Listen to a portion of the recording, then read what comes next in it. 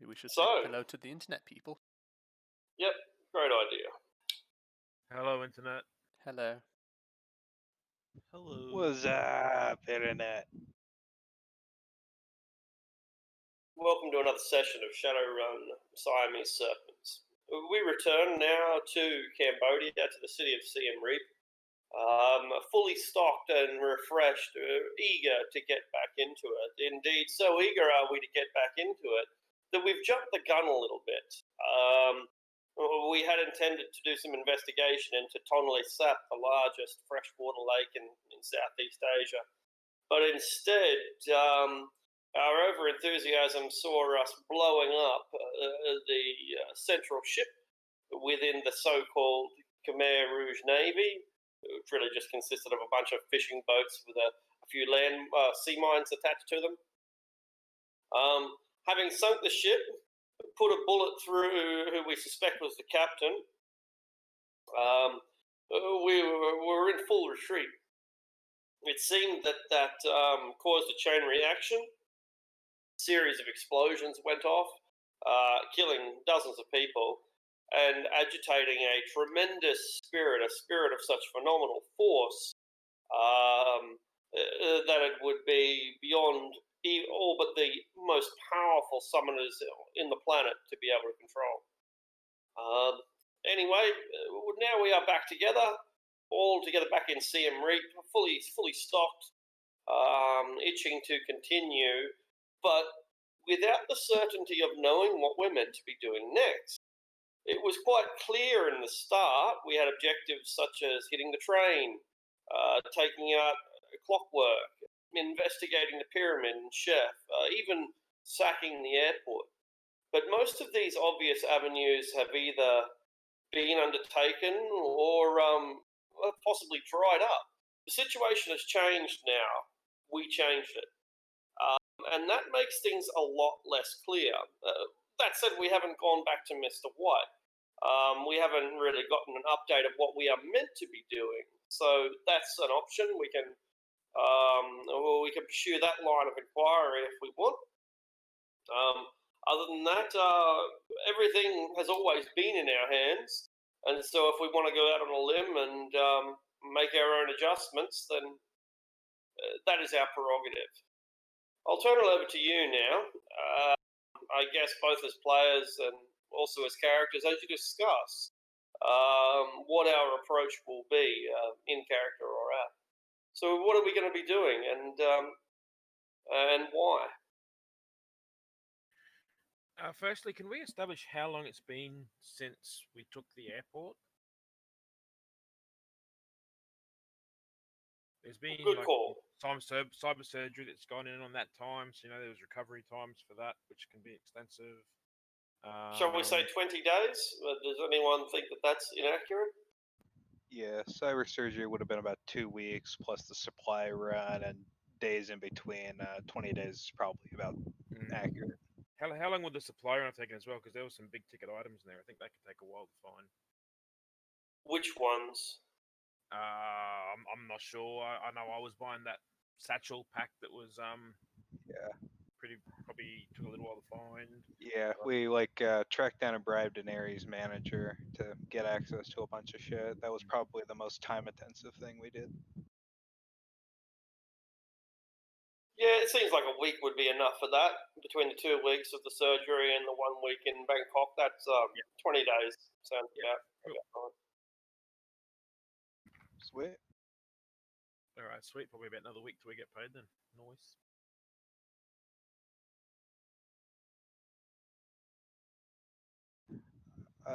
As for what we should pursue, I got that Siem Reap assets file open and I'm adjusting it a little bit based on what we've done, but I think ultimately that's effectively our objective list.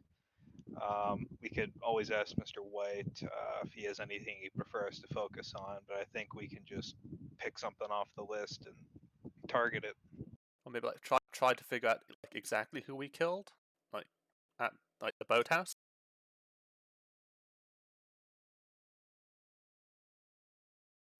Yeah, that's good. We could go plumb the locals for intel, see if they like fished up a body or some shit. I Because don't know. we're just assuming it's Red October, aren't we? But that's just a guess. So we actually don't know.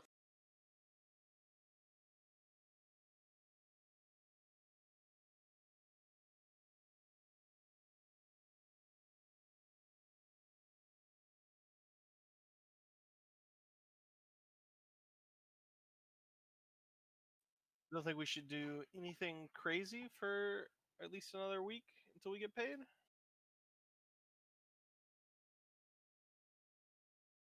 Seems like we're way ahead of schedule in terms of things we've done versus how much we've been paid. So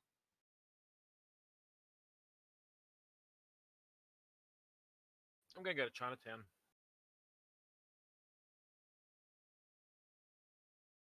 All right. Chinatown is, of course, mostly closed, but what businesses are operating under our blessing. The triads there are numbered about 35, 40 of them, and they are offering protection to those few businesses that aren't connected to the corporations and have not shut down during this period of economic downturn.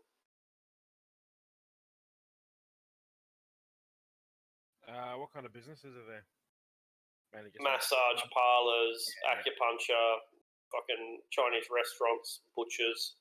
Yeah, sweet. Yeah, just typical Chinatown shit. Shipping, yeah, very much, very much. Is there a bar that's open? Oh, of sorts, yeah, there are bars, yeah. Yeah, There are always bars. This is the one that has a view of the street. Yeah, absolutely. That's where you smoke your weed. You go upstairs because technically it's illegal. Yeah, I'm gonna go there.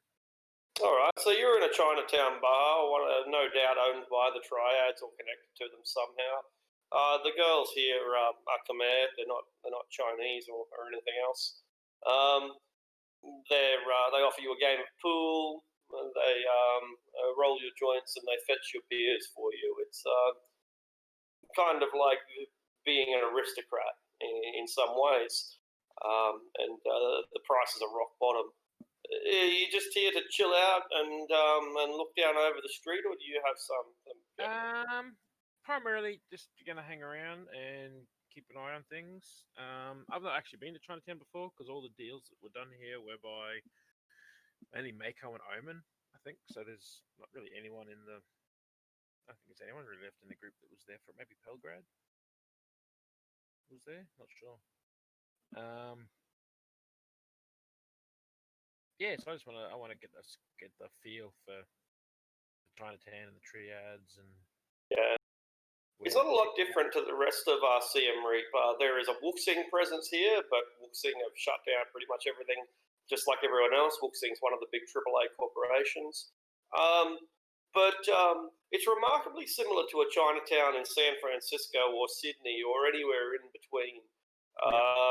Statues of those lion dragon things and archways and with Cantonese or possibly Mandarin writing.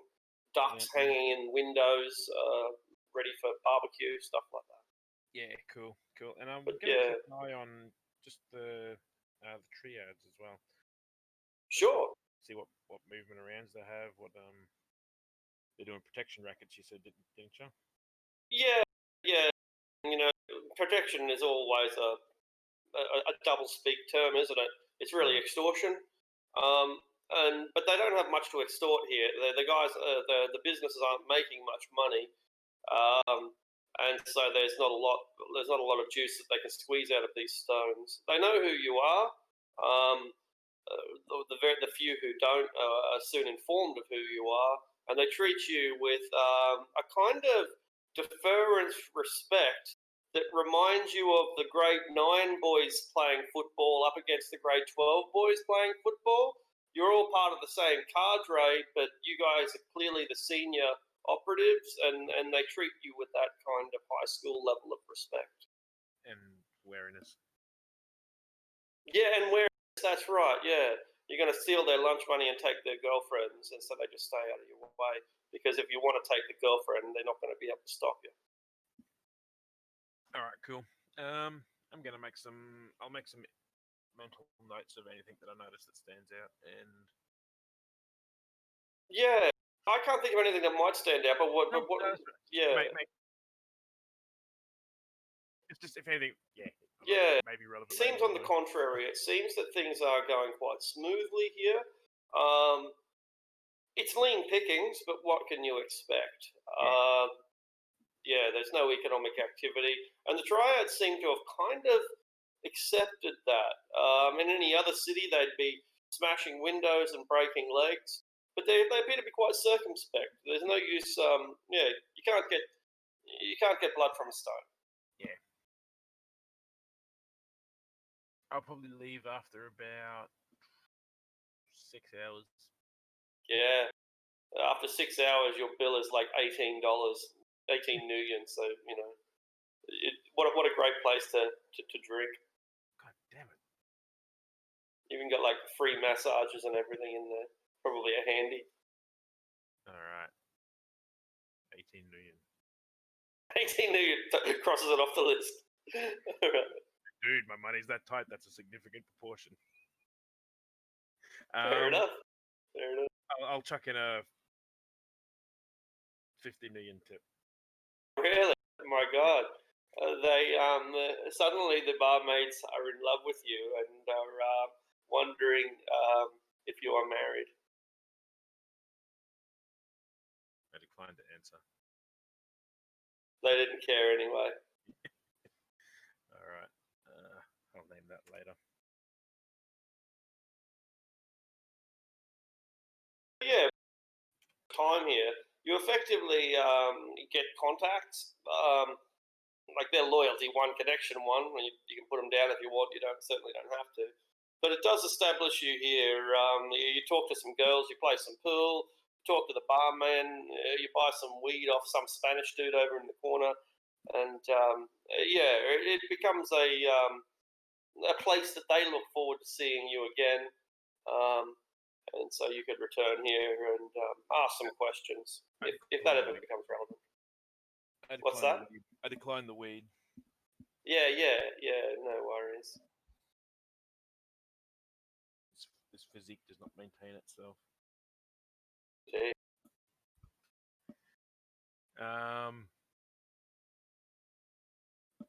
Somewhere else I was going to go to. Where is the pyramid in Siem Reap? Where is it? Is it on the outskirts? Is it in downtown? It's on the outskirts of downtown. In fact, it marks the limit of downtown. Technically, downtown ends before the pyramid, but because the pyramid is there, the downtown extends to it. Yep. But yeah. So there's a single main road that runs through the town, and it's at the far end of one of those main roads. Well, did they put it just outside of town so they don't have to pay that next, like, to the city? Something like that. Also, it was because it takes up a shit ton of land. The pyramid, it's a big building. It was cheaper to just buy a massive. You know how a block of land for a supermarket is pretty big. They bought one of those, and it was obviously a lot cheaper to get it on the outskirts than right in the very hubbub of town. What other city districts are near the pyramid? Oh, yeah. There's the CBD itself. That's about it. Yeah. Chinatown and Little Tokyo are both only a mile away because it's not a very big town. But it lies on the edge of the CBD and the industrial centre, which is where the compound is. I was going to say, so it's not too far from the compound. All right. Not that far.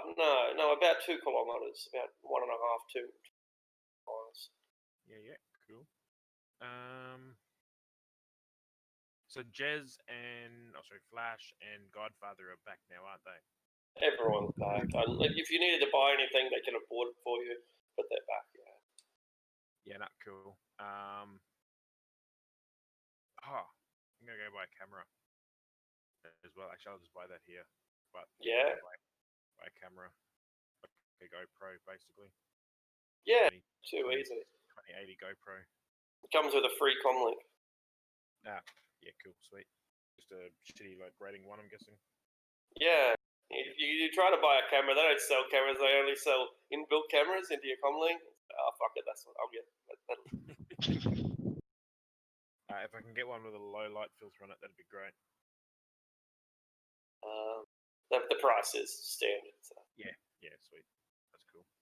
I'm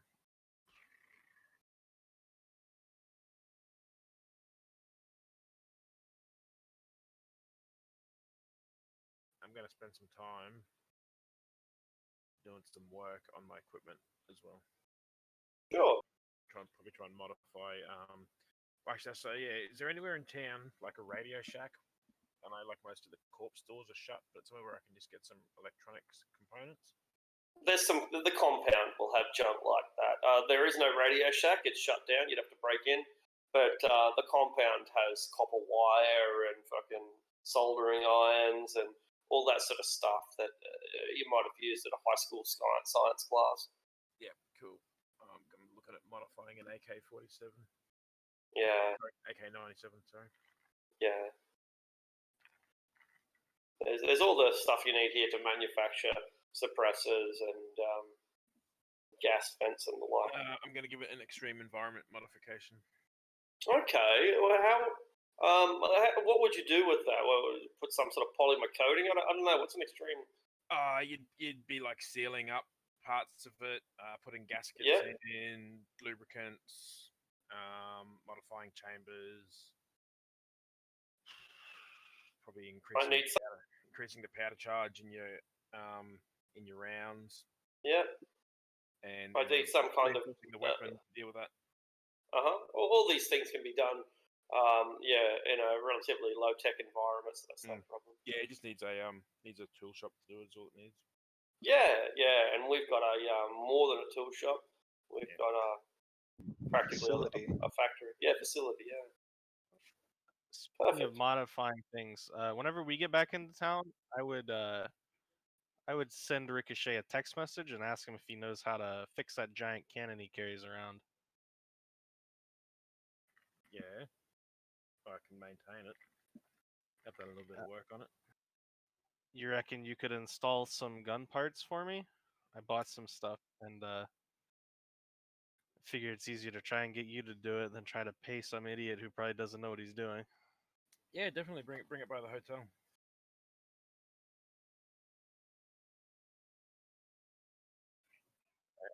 I will bring by I'll bring by the sniper rifle and all the stuff I bought for it. Yeah, cool. I'll offer you a drink. Whiskey, beer. I should take a beer. This rice wine shit's alright. Got a bit of bite to it. While I'm working on the gun, I mentioned to you, I noticed you eyeing off that armor that Boang had. Yeah. If we're going to be assaulting airports, I feel like we might be time to do a little bit less inconspicuous on the armor front. You know, if you bring that around, I could probably resize it for you. Nice of you. I also I don't remember. Did I buy something for the armor? I think I did. I bought some stuff for the armor too. Yeah, now I just have to get some measurements off you, and we'll be able to refit a few pieces. Shouldn't be any trouble at all. Don't think anybody else on the squad would really fit into it without extensive modifications. Yeah, Godfather's pretty skinny. He'd probably fit. Wouldn't fill it out. She's a short girl, though. She wasn't even 5 foot tall.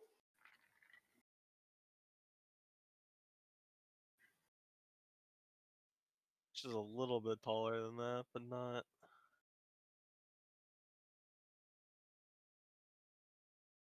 You want me to make any rolls, Arctic? Yeah. I can do them Absolutely. later. Just extended tests. Yeah, some armor tests. Yeah, you'll need to make some tests for sure. I don't know if there'd be any modifiers. I think it'd probably end up being about facility is flat. good. You get a little bonus, but Okay, cool.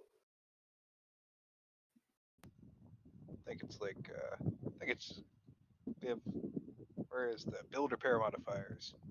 We have a table for that. Tools parts are superior. Yeah, Gives a superior. +1. Cool.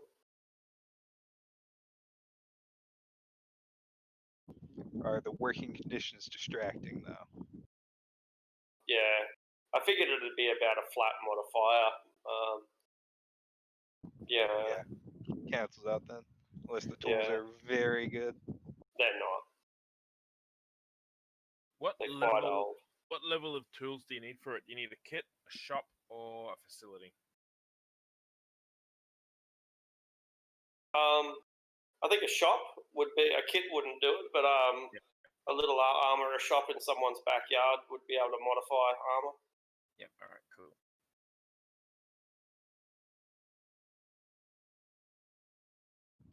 Hasn't the compound effectively had that? Like what we've been using to like forge bullets and shit. Yeah, yeah, absolutely. Yeah, that's right. The compound has it. That's where I figured you're doing it.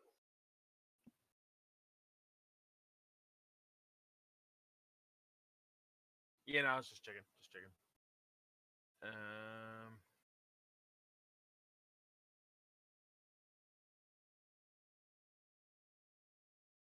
I'll probably jump online though and try and get some like some reference materials before I do it.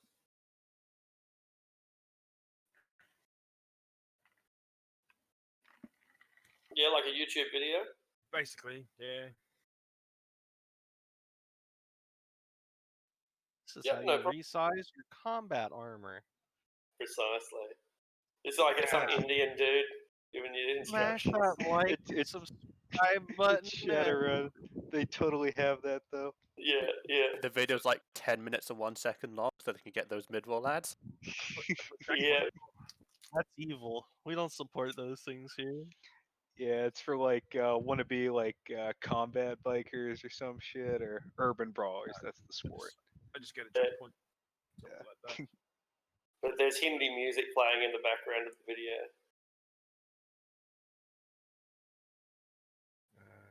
Oh, because I haven't got Roll20 launched. That's why I can't fucking find it. Dickhead.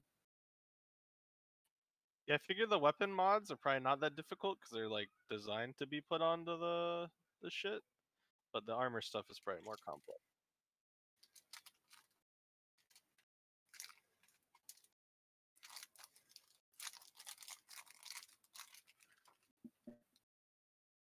Okay. Well, it counts as full body armor, which is normally 14R, but you can have it for free. But yeah, so it's you get some full body armor. I think 15 successes on a modification is probably going to be what you need on an extended test. But no modifiers because it's a relatively easy job. What interval on the test? Good question. I think an hour is probably enough. Yeah, that's standard for modification. Yeah. Good. Because I think it sounds like the sort of job that someone should be able to take care of in 2 or 3 days. It's not going to take that long. No, it's not going to take even that long. But still, 5 hours is that's a fair chunk of work to be working on a single 4.5 single article. hours. 4.5 hours, yeah. 4.5 hours is a fair amount of time. So by the end of it, you've extended the armor and you've made the modifications. Unfortunately, though, a lot of the material that it uses you simply don't have. A kind of maybe a plasteel alloy, or maybe some kind of advanced nanofiber Kevlar. Whatever it is, you don't have all of the components. And it means that it becomes a little bit like piecemeal armor. The midriff isn't quite protected. The links between the elbows, the shoulders, the knees aren't quite protected. The neck, not quite protected. So it has one less armor rating than standard body armor, I think, which is normally 15. So this instead has an armor rating of only 14.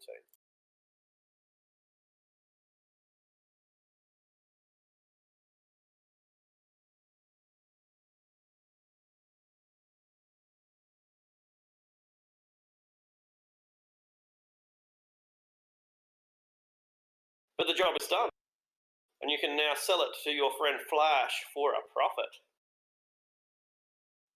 Don't know how to There edit aren't any this. kobolds yet. I'll where I can, I'll use plates and fabric out of ballistic weave. Yeah. Does Out of it affect the out of seal? another just a set of armored clothing, effectively, to try and fill in those gaps where I can anyway. Yeah, absolutely, and you do so, and it makes it a little bit more bulky, but not effectively. It doesn't, it just looks a bit more street. It just looks a little bit more apocalyptic, because it's just a little bit piecemeal. Does it affect the Kim seal? Oh no, not if he's manufactured it properly. No, it won't. The chem seal will still hold. A single bullet will break it, but a single bullet will always break a chem seal anyway. Jump in the van, we'll test it out. Yeah,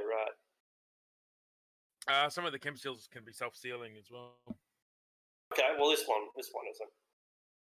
You don't have the tubes and the compounds ready to create such a device. You can pick that up next time you're in Bangkok, Flash. It just has a normal Kim seal on it, I guess. So it's AR or DR. AR. The armor rating is 14. You can chuck the helmet on, and it'll give you another +3. Gel packs, because why not? Yeah, those just get basically taped to the outside of your armor.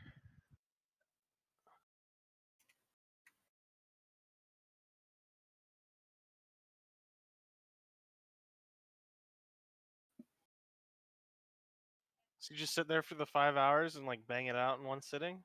Pretty much. And I suppose I can tell you that he's excitedly tells you he got his future read while he was in Bangkok. You take your cred stick? Yes, well, some of it, but the fortune's good. He mentions I'll meet a talented chef and a creative engineer. I wonder what that could mean. And to think, this prophet was selling his services on the street instead of, winning lotteries. I mean, I heal people with my mind for basically free. Fair.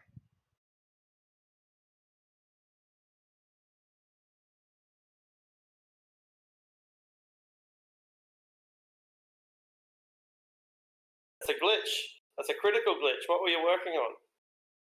The AK. The AK. It explodes. Critical glitch on the manufacturer of the AK. I will spend an edge to downgrade it to a regular glitch.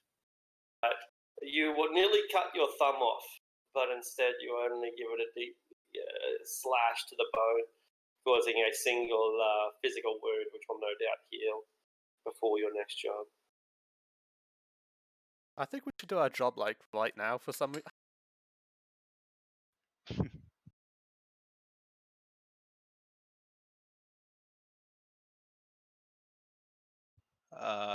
Godfather has quite a few modification rolls, so I'll just start with the 2 for his vehicle, because the rest are for the plane. Sure. I got a sensor enhancement and that signature masking. So I'm gonna upgrade the sensor systems and reshape the panels, add that paint I bought to it, etc. Total threshold is 16 for the sensor, and 36 for the signature masking. So, guess I'll start with the sensor.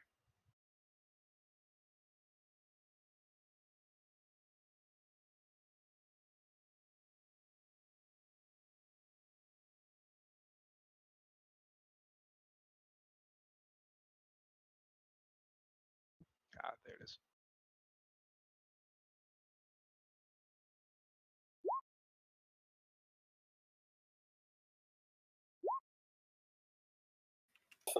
A bit of a difference between those rolls, my god.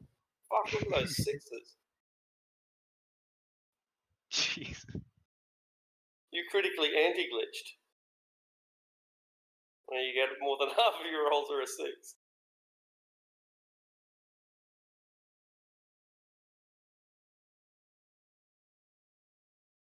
All right, that's what I need for the sensors.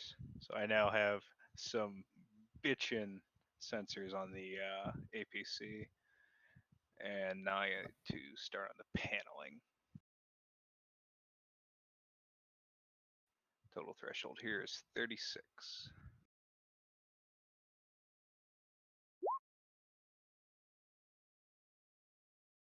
Threshold of 36, gosh, that's huge.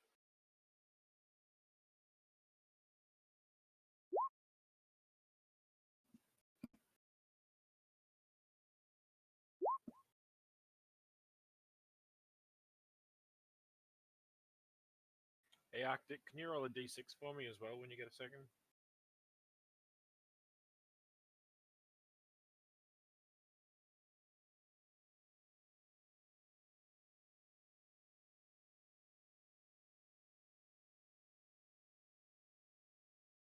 It's a 3. 3? Alright, cool. All right, 29.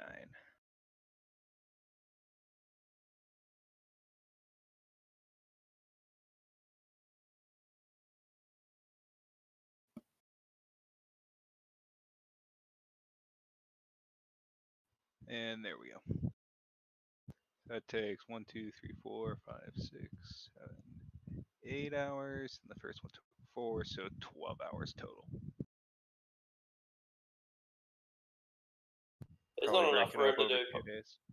There's not enough room to do both jobs at once. You can't do the armoring and the modifications because it's like meant to be. It's not a huge workshop. Not a great number of staff.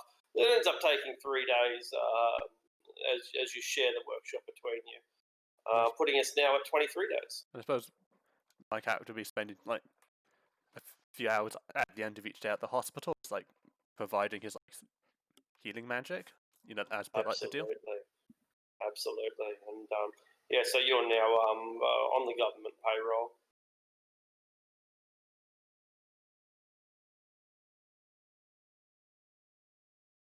You save people from such wounds as car crashes, machete wounds, and buffalo gorging. How do you heal a man who got gored by a buffalo? Cast the heal spell and hope it does something.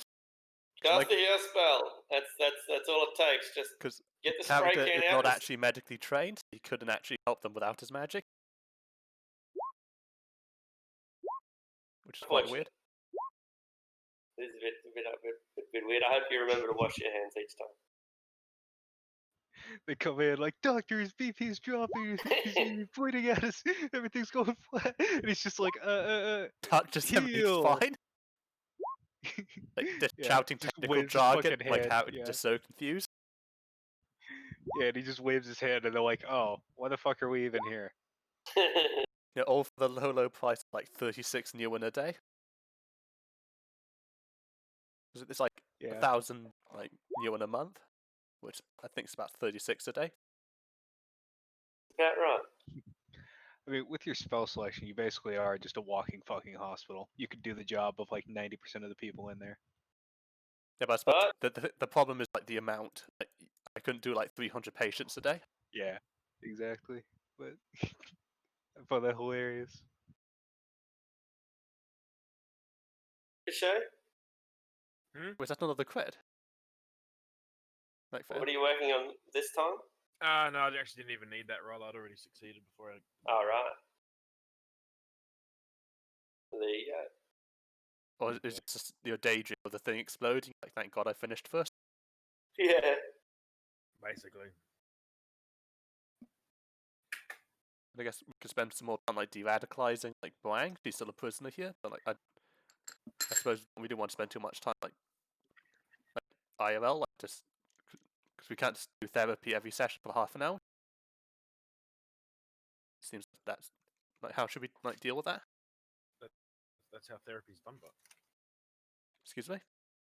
that's how therapy's done. No, I mean like in real life, like I don't think it's fair to like just do half an hour session, like every session, like just talking to one NPC, if you know what I mean. You're trying to wear it down day by day, but you don't want to like RP each interaction. Yeah, Yeah, I think that will take yeah. too long, like in real life. Yeah.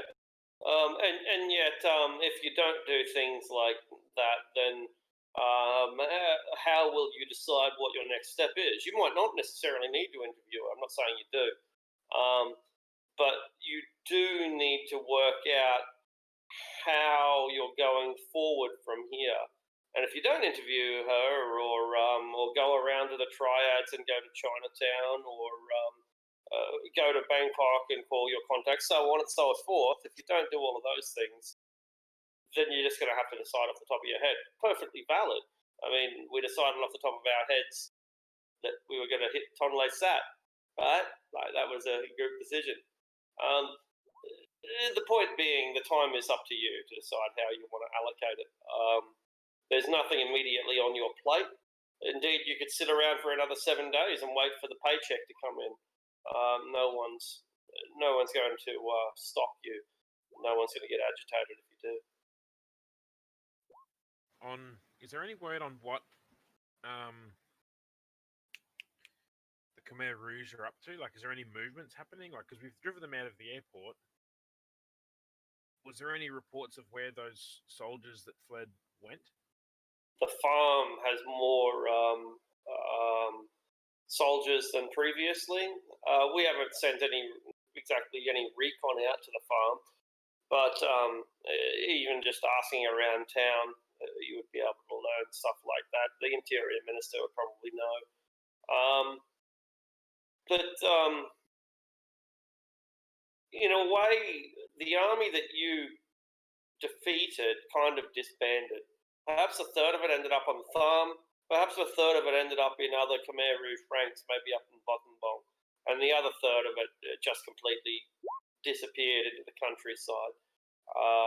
So you effectively defeated that army. They may have been absorbed by other armies, but adding 100 kids with AKs to your army is, I guess it's a fair sized force. And anyway, that's the answer. A bunch of them have fled to the farm. A bunch of them have fled even further afield, but a large number of them have just evaporated. Is there any reports of them actually making any moves against anything? Like the corps pulled out because of the regional instability.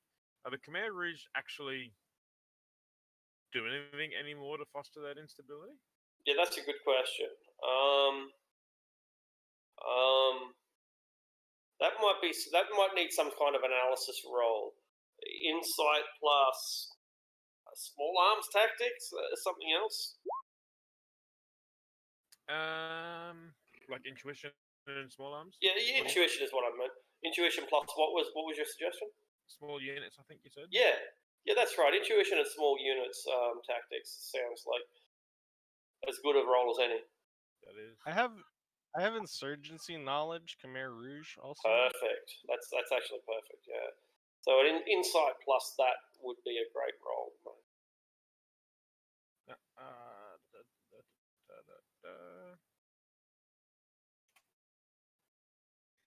I'm gonna edge that. Sure.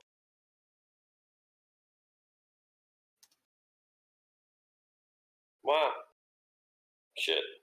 That's a lot of successes. Big numbers. Sixes. You Sixes. suddenly realize who the supreme leader is. Exactly. It becomes clear to you. It's Mr. White. There are no Khmer Rouge operations going off in the region. You saw how lightly defended Tonle Sap was and how easily defeated they were as well. Like, you can't really call that an army. That was just a bunch of dudes with guns. They were practically gangsters, not a true military force.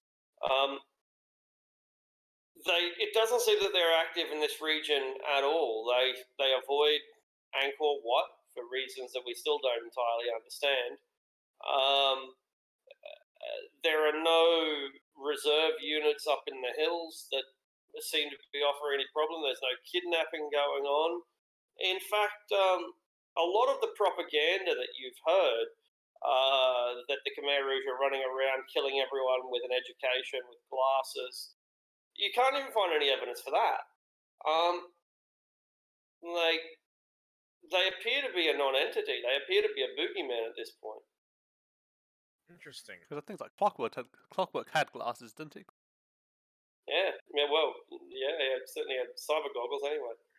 Yeah, he had glasses. Yeah. So why are the corpse staying away?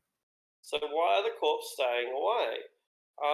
The airport is in our hands. We could open up tourism if we wanted, but they're choosing not to. Well, they must know something we don't, and it might be like whatever the Siamese Serpents are.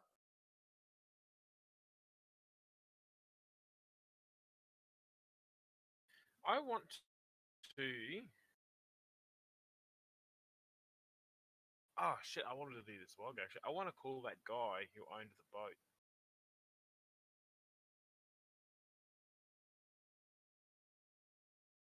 Yeah. Yeah. No worries. You call the guy who used to own a boat, technically still does. Yeah. I actually wanted to call him like basically the next day. I forgot about that. And well, I want to start off by saying we went out to check out that boat you have for sale, but looks like it had been taken over by some of the locals.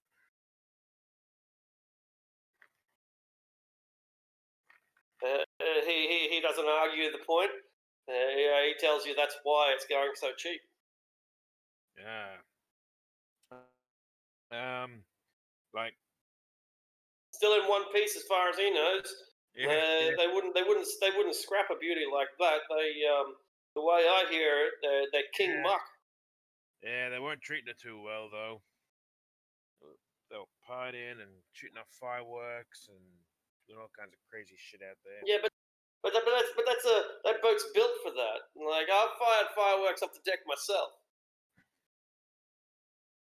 She certainly was a beauty though. What do you mean she was a beauty? She is a beauty. Well, when we went out there and had a look at her. I mean, for what we could see of her, she looked like she was a beautiful boat. Yeah, well, $5,000. I can't drop the price any lower. I mean, I spent $50,000 refurbishing it. It's worth $100,000. Look, I'd be happy to possibly talk about that further with you. But what I actually wanted to ask you about was you mentioned you used to work for Ares.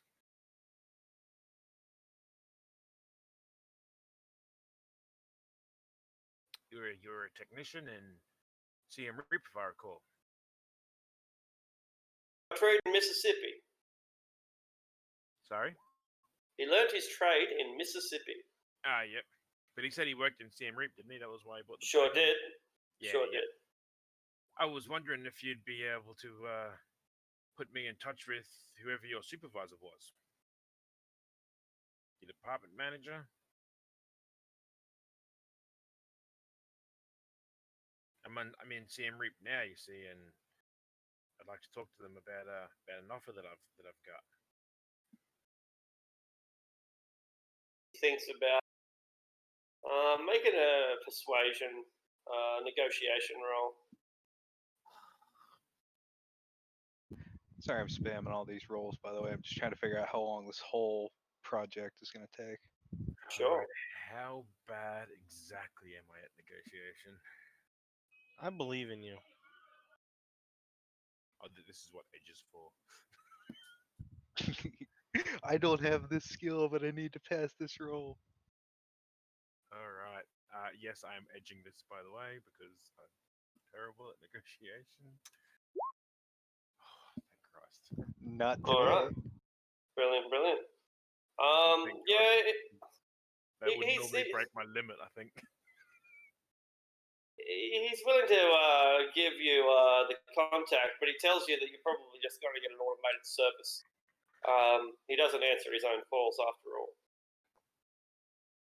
Is there any other way I could get in touch with him? Does he live in the area, maybe? No, he was reallocated like everyone else, or fired, however you want to look at it. So he can give you his contact details, but an important man like that, he doesn't give out his personal details to his employees, so they have to go through the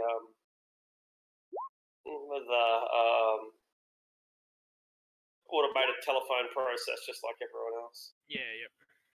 Yeah. If your query is regarding, press 1. Is there anyone else he could put me in touch with? Maybe I think that's probably about it. Yeah, no, that's right. I'll try and call the next person up the line then.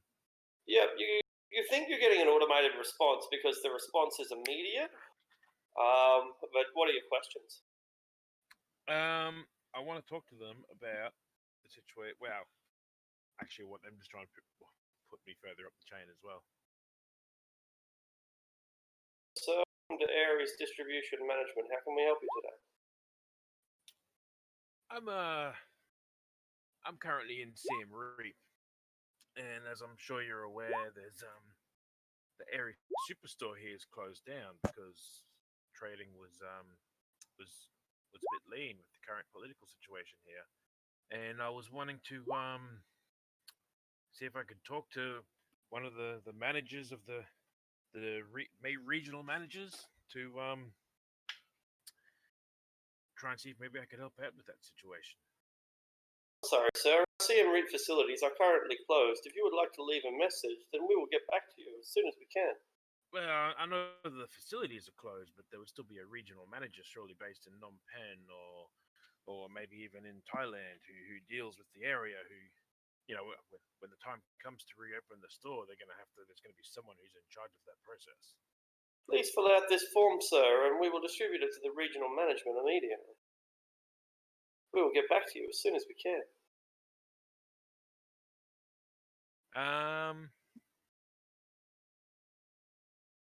I'm assuming that this is basically just giving me the run around. Is the feeling I'm Sure, getting yeah. over there? That's the feeling you're getting, but we haven't pushed it far yet. Yeah, right. I'll fill out the form, but I might have to come back to you later with exactly what I put on it. Sure. Response is immediate. As soon as you filled out the form, you get a response. So I appreciate that you can't, just do it off the top of your head, but the response is immediate nonetheless. It's more the fact that some of the stuff I'm putting there is not exactly something you want to be put in a publicly listed document. Precisely.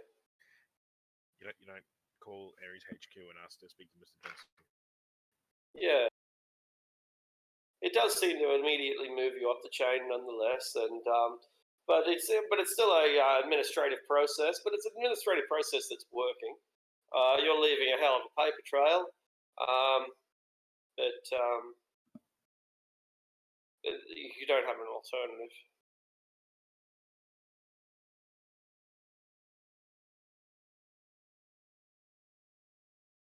So, given if you actually, yeah. Given, let me just have a look at this. Get the right skill, because I've got an Aries corporate sin, which they don't really know where I've been for a little while because they left me in fucking Chicago, cunts. But so I would have a little bit of an understanding of area's internal workings, and I've also got the professional skill security procedures. Can I make a roll on that to see if I can think of basically like a phrase or something that I could put in one of these documents that in and of itself doesn't really say anything, but will raise a red flag with the right people that could get someone to possibly try and get in contact with me. Sure, you'll the Karen Dog button, no whistle. problem. Like just something that would basically, raise a flag on their whatever searches they got running on their things and Yeah, absolutely. promote a If response. you don't serve me, I am going to commit suicide, something like that. Anyway, No, I'm yeah. like, No, not you know what I mean, though. Yeah. I do, and it works. With your excellent negotiation role, you will suggest that you're pushing the right buttons to keep moving you up the chain, but it remains an automated process. Well, that's what I'm trying to. That's what I mean. I want to, rather than follow, like you said, because this is going to leave a paper trail. I'm wanting to basically like raise an NSA flag that is like, hey, this guy is talking about. Yeah, let me think on it. Let me think on it for a little bit. Yeah. We'll want to do shit. I'm sure anyway.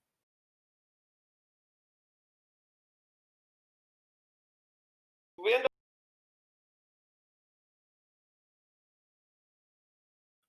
You cut out? I was going to say, did we end up buying that crocodile? But I don't think anyone did. We did, but we had it did. shipped to the boathouse. got You shipped have to no the idea boat. what happened to it.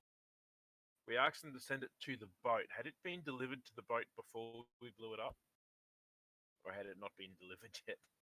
I don't Get think it back had in been con- delivered at that Get point. back in contact with the sellers. Like, have you delivered it yet? No, he'll get right on it. Sorry, I've been very busy. That's right. It was Pelgrad that bought it. I think Pelgrad's here anyway. That's what I thought.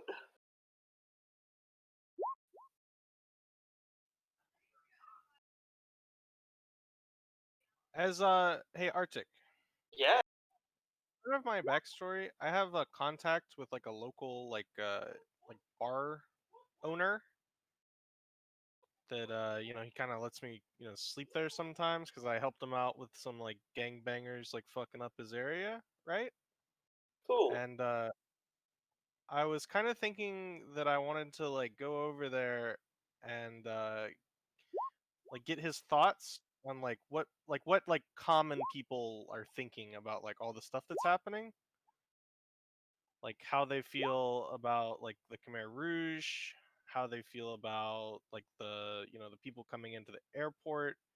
Yeah. There's like a lot of there's a lot of shit happening, that I'm sure most people just ignore because it doesn't directly affect them, but then some people will probably have opinions on it. It's a question that we haven't actually asked all campaign. What do the locals think? So go ahead and make a negotiation roll. I'll give you an extra 3 dice because this is a contact of yours. Okay. Negotiation.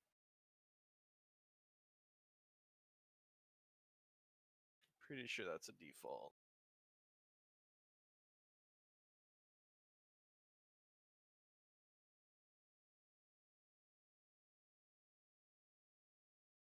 Yeah, it's a default for you. You said plus 3 dice? That's right. So +2 total because you're defaulting.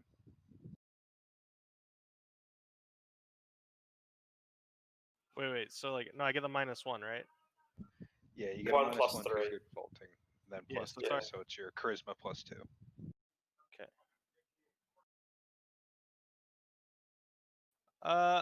I'm gonna edge it because this seems kind of important, I guess.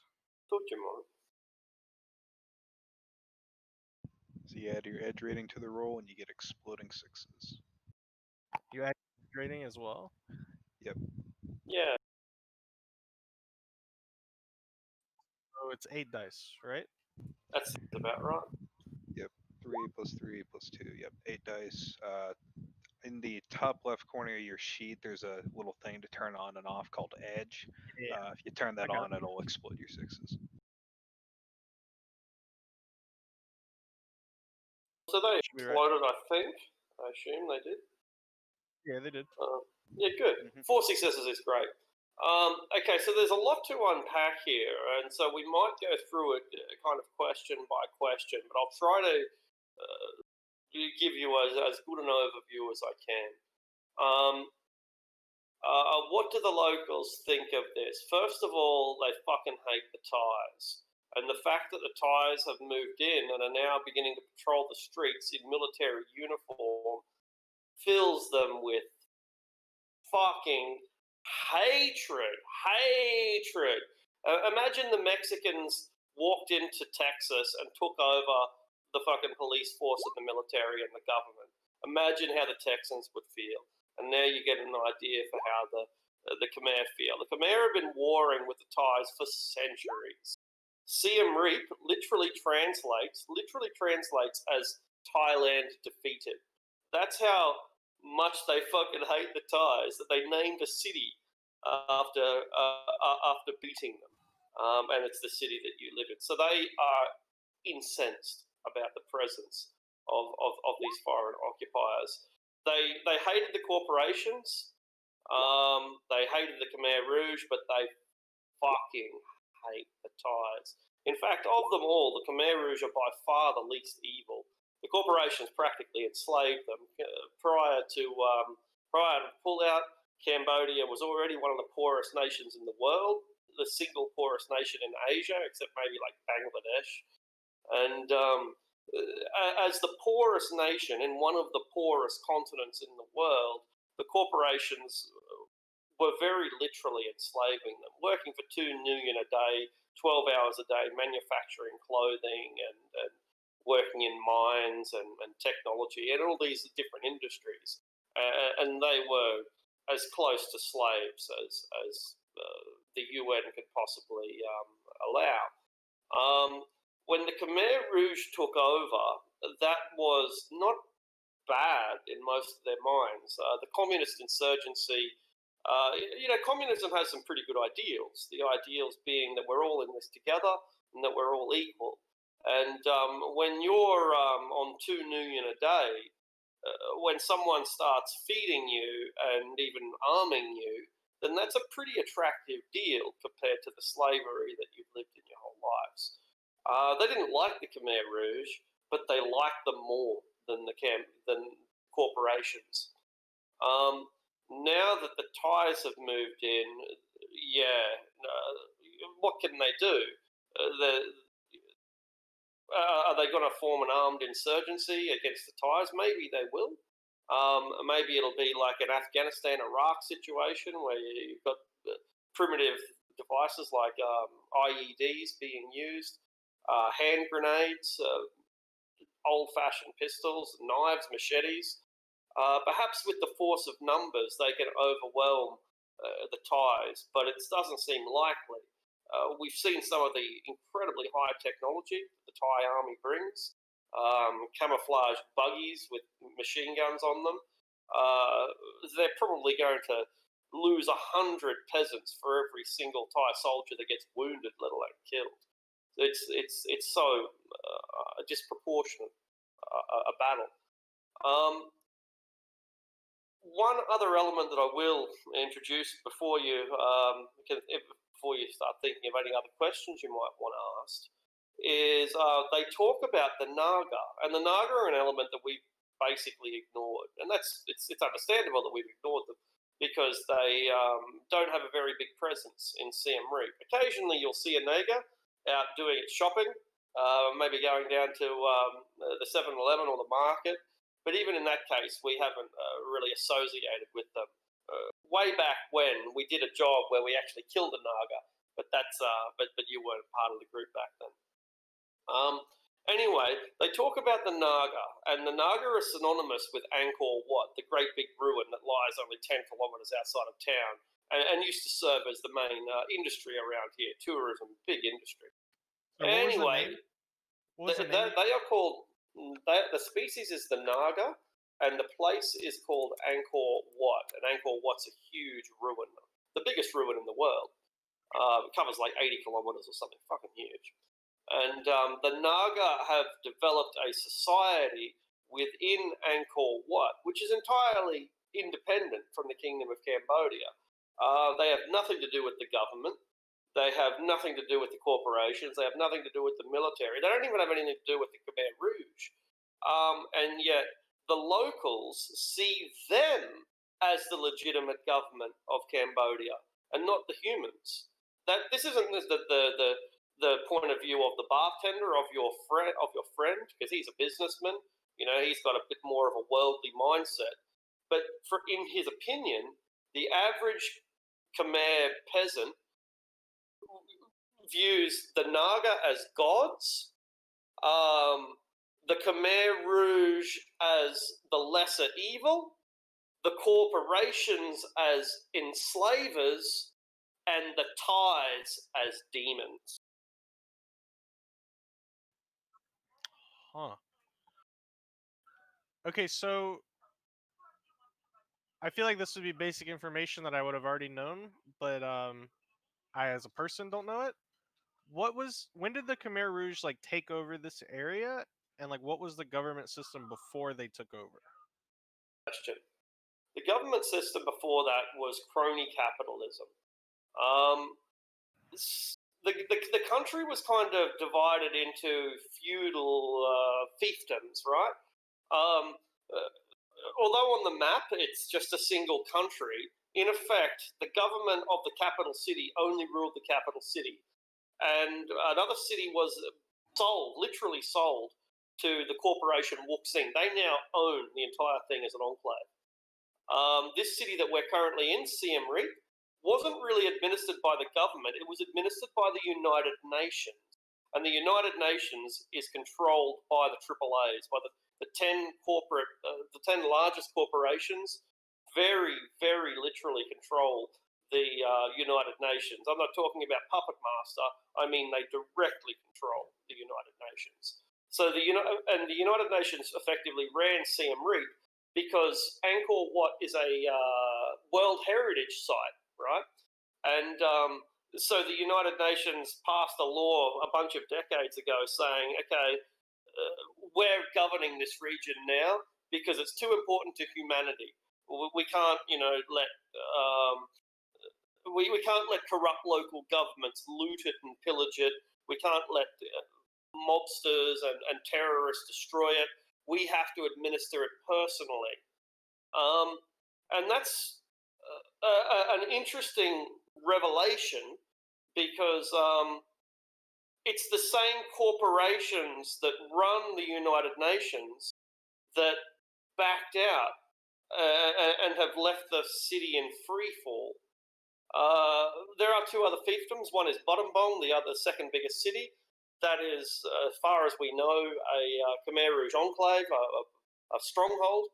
And finally, the final fiefdom is the rice paddies in between, the great big wilderness of rice farms and jungle in between. And that just rules itself. It's always been anarchy. It's never been anything except anarchy. So it's a long way of answering the question. What was the government like beforehand? It was balkanized. And now it was balkanized, but the local region was administered directly by the United Nations. And they pulled out in response to the Khmer Rouge, or they pulled out and then the Khmer Rouge filled the gap? They pulled out in response to the Khmer Rouge. The Khmer Rouge began as a Maoist insurgency, which is to say that they are a bunch of poor peasants, Asian peasants, who sat around and realized that starving to death underneath the slavery of corporations, there's got to be a better way. And if it costs me my life, then I'm willing to die in order to free my country. It began on good ideals, just the same as pretty much all communist insurgencies do. It began with the ideal that we're all in this together, we're going to elevate your station, we're going to drive out the foreign devil who owns everything. But it's transitioned. It's transitioned now into chaos. We don't even know what it is. These guys could probably tell you as good as anyone on the street, as good as any common Cambodian soldier. Our party probably knows more about the leadership structure of the Khmer Rouge than any of the guys that drink here, including the bartender. So at this point, we're starting to, once we get into what is the actual leadership structure, what are their actual goals, these guys can't tell you. As far as they're aware, the goal is to, whatever communism goal always is, for everyone to become equal, everyone to become fed, to drive out the foreign devils. We know all of this. But anybody in the party will tell you that that doesn't appear to be their true objectives at all. Yeah, I'm not really focused on their actual structure. I was more curious about like what was. Like I said, I feel like that's information that my character probably already knew, but I, the person, don't actually know it. Yeah. And maybe a lot of that was stuff that people in the party had seen already, but I hadn't. So it was useful for me figuring out what was. It's a great question to ask, and it's useful for the entire party because these aren't questions that the group have asked. It's not information that has been widely shared. This is probably news to all the players right now. I also wanted to know, because I feel like my involvement with this, Shadowrun group that has some local infamy is probably not super wide known at this point, because I've only been involved in the airport thing, and that wasn't like the market fight, for example, right? Like it wasn't too public? Yeah, so like I feel like, and I obviously don't look like a foreigner the way you all do, or most of you do. So I wanted to ask him about what people think of the Shadowrun group, of like our group. But I don't want to imply that I'm actually a part of that group at the moment. If that makes sense? Yeah. It's a complex answer, so I'll try to keep it as simple as possible. They hate them for being foreign devils. They love them for being action heroes. Yeah. They're quite fascinated by the presence of the Shadowrunners. They don't feel intimidated by them. They don't feel oppressed by them. They don't like them just because they are heavily armed foreigners pushing their weight around. But they are so used to heavily armed foreigners pushing their weight around. It's culturally ingrained in them. The French did it 150 years ago. The Americans did it 100 years ago. The Chinese have been doing it for the past century. They are so used to foreign, stronger, richer, smarter people coming in and telling them how to live their lives that they don't really see an alternative by default. That's what life is. Life is being pushed around by bigger fish. And these big fish, they're kind of amusing. Have you seen that orc? He looks like a walking fucking caricature, man. Like they love it. And so do they view us being tied to the tie? No. Like in a vague sense, they do, because you're a foreign devil, and it's like the Jewish conspiracy, right? Like all Jews are gathered in one room working together, and you're part of that grand conspiracy. In that regard, yeah, you're a foreign devil, but no, you are not a Thai. And so and that makes all the difference. Ties hasn't directly translated to us. No, it does not. That's right, it does not. Okay. Yeah, it's because the Thai went on TV and were like, "Yeah, bitches, we took the airport." Yeah. And they're not walking around hand in hand with you guys. They're walking around in their camouflage, their camouflage fatigues in the street. They're a clear and obvious enemy. Whereas you guys are cockroaches. You don't really get seen. Okay. And then I think this is pretty much the last question. But what are like the day-to-day differences for like everyday citizens now that the Khmer Rouge are out of control and the Thais are in control? You said there's like more crackdowns on stuff and like armed soldiers in the streets. Like the Khmer soldiers weren't doing that already? Nothing's really changed yet. But no, the Khmer weren't doing crackdowns in a government sense. They were more doing terrorism, right? They don't come and kick down your door and come looking for papers. They just put a bullet in the back of your head. It's a lot more gangster. Has life changed? Not really, not at all. Not really at all. They've just exchanged one master for another, and most of them there's probably dudes living 10 kilometres out of town who don't even know that the Thais are in town yet. They don't even know that you're in town yet. When your life is so simple that all you do is get up in the morning, farm rice, go to bed at night, then regime change means about as much to these guys as it meant to the peasants of the Middle Ages.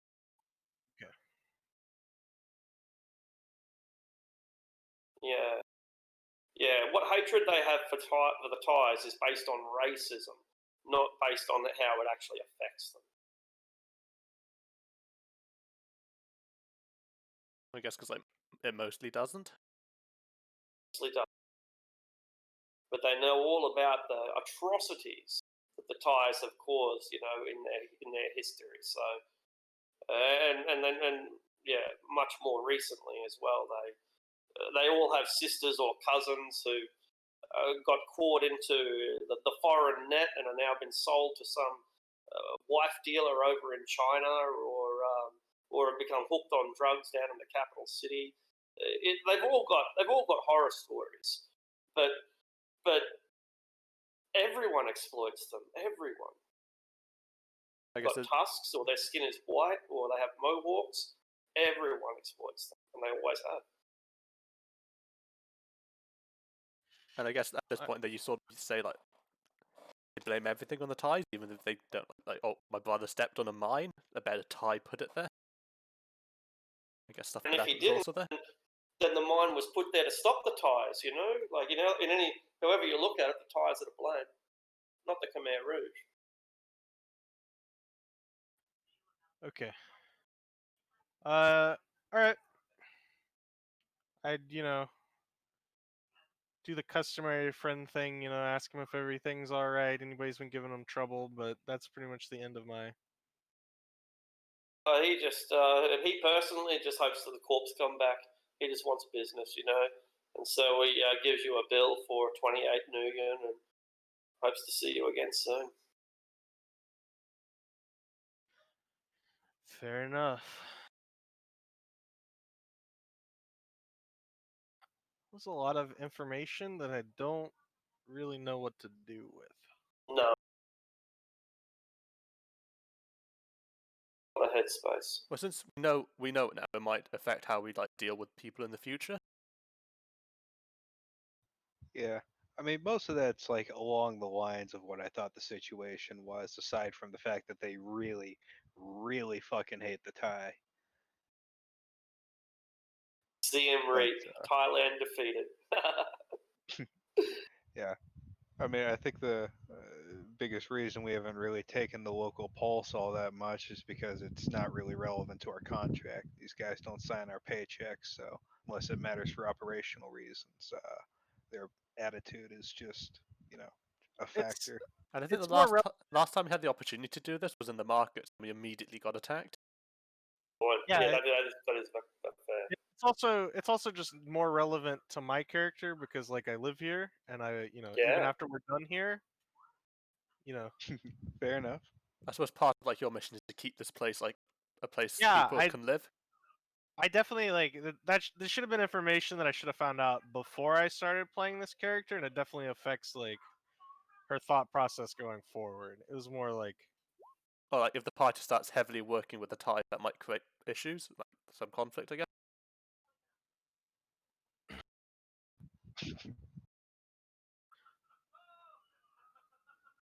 well, it's just even though they fucking hate the Thais, sometimes you hate shit that's fucking good for you. Yeah, I mean, what's the alternative to the current regime? Apparently the actual Thai government is or Cambodian government is corrupt as fuck, and your other options are the United Nations, which is just the corpse, or the corpse directly. I am now very interested in why the corpse are pulled out so far. I think no matter what you get corruption. I think we know the Khmer's corrupted. We can assume the Cambodian government was. Well, we've been told it's corrupt. I'm kind of interested in why the corpse pulled out so far. If it's really just this isn't worth the amount of Yeah. money we're spending for what we're gaining. That's Which that might be it. yeah. But that's kind of There's Like, I from feel the like data files we pulled. I mean, it could just be a thing where There's some they're just indication there's greater corporate involvement at work here. yeah, I definitely feel like there's multiple levels to this, and we're stuck on the first level. Well, Bang knows something about the Siamese Serpent because I think she mentions them in one of her communications. Mm-hmm. In the comms, there's also some stuff about Evo. I mean, I know the answer's not this simple, but it could be that because it could just be that they're punishing the locals for rising up. So like how in places like in America where Walmart employees start up unions and they just close the stores.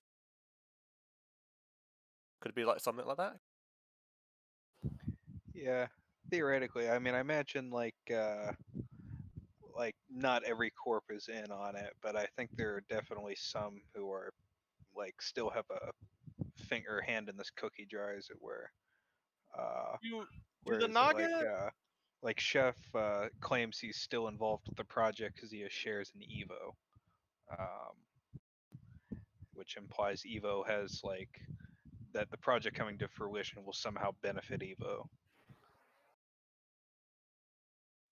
Do the Naga have some form of government or body or organization that Yeah. runs Not them? that you're aware of. Your local knowledge tells you that the Naga are a magical awakened kingdom of magic, right?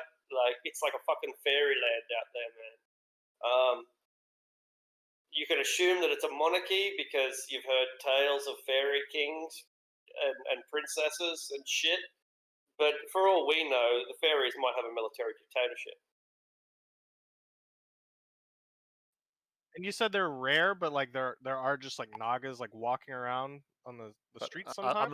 not holding out hopes for enlightened democracy. And there are in Bangkok as well. Naga are a pretty widely distributed species throughout the world.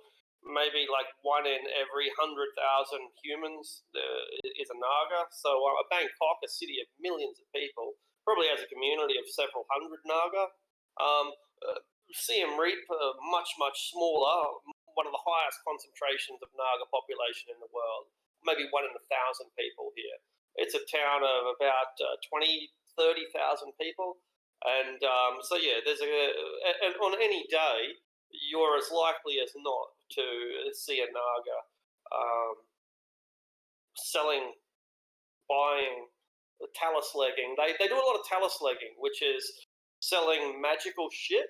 Eye of Newt and Batwing and aloe vera and lotus flowers, junk like that we need as spell components. They do a lot of talus legging, and so there was a Naga advertising in the newspaper. Naga would read your fortune.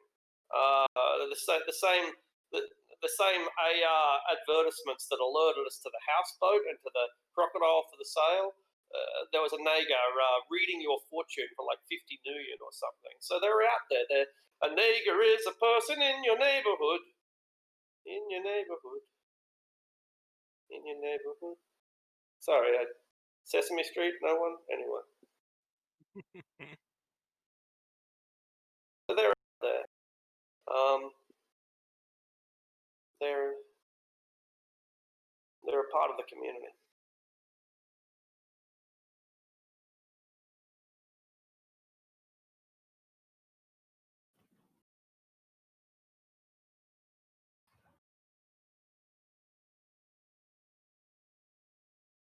Okay.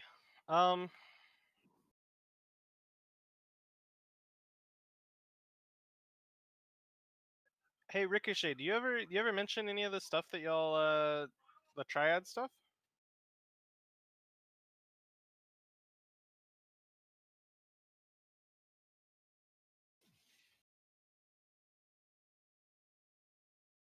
Are they all AFK? Yeah, I don't know. I mean, I'm still here. Sorry, no, I was on mute. Sorry. Which triad stuff? The beers. The stuff from last session. Oh, the Yakuza. Excuse me, my bad, my bad. No, They wanted all us good, to- all good, all good, all good.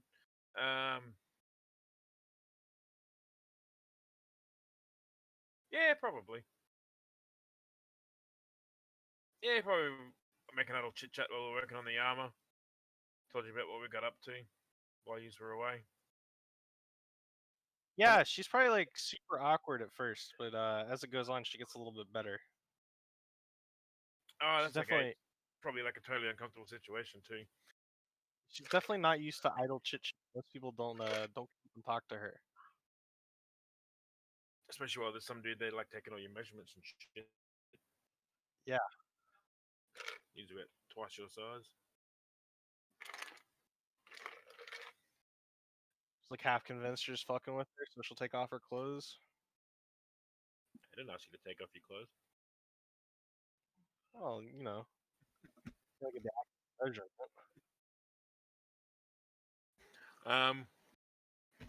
Yeah, no, I'm sure it would have come up.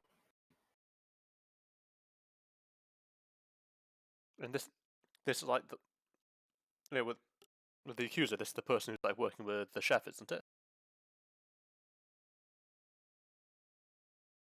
Are they? One of them, I think, is the chef's girlfriend. Oh, the chick, Yeah, the the fox girl. fucking tail.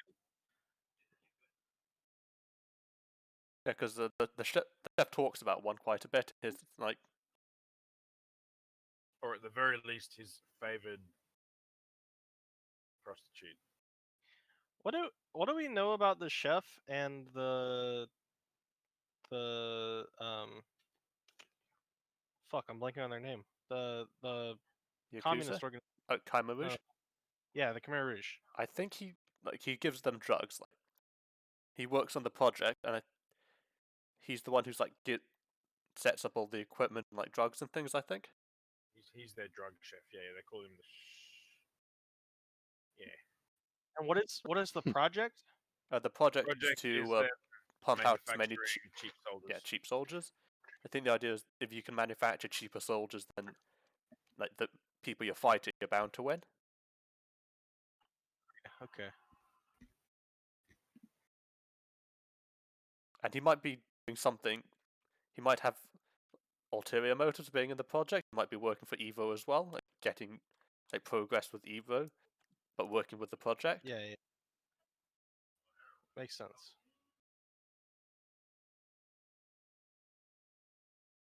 Do you think the entire project is funded by Evo? The entire thing is like a project, like something Evo worked up. It's a possibility. Because he says, "Why are you even part of the project?" Because I got shares in Evo. Yeah, they definitely got some kind of share in it.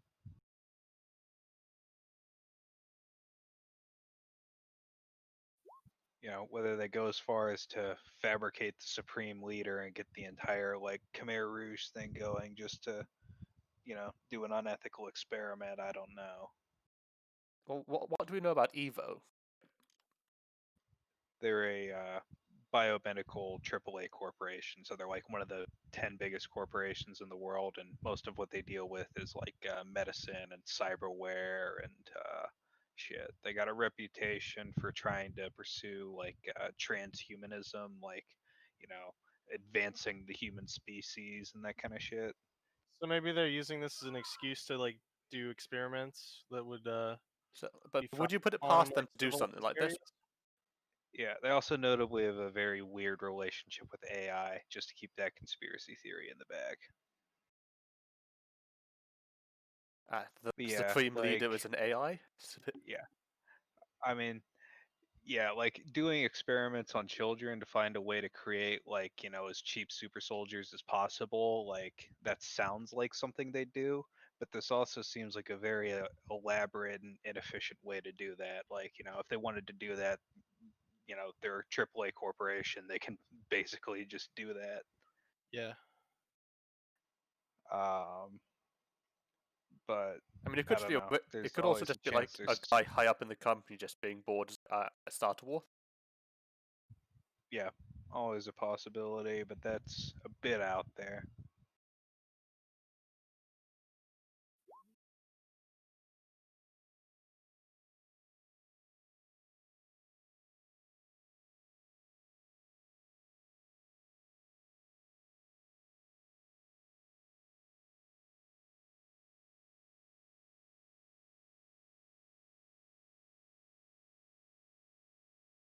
Does Flash want to go check out that Yakuza bar?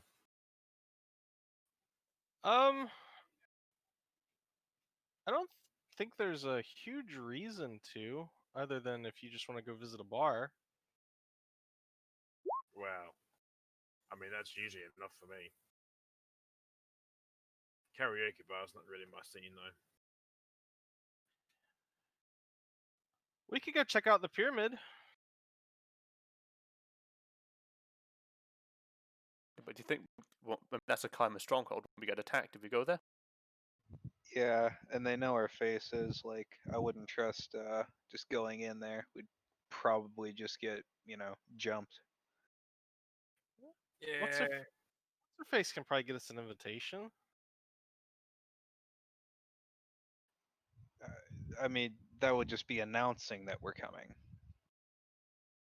Yeah, and They'd kill us.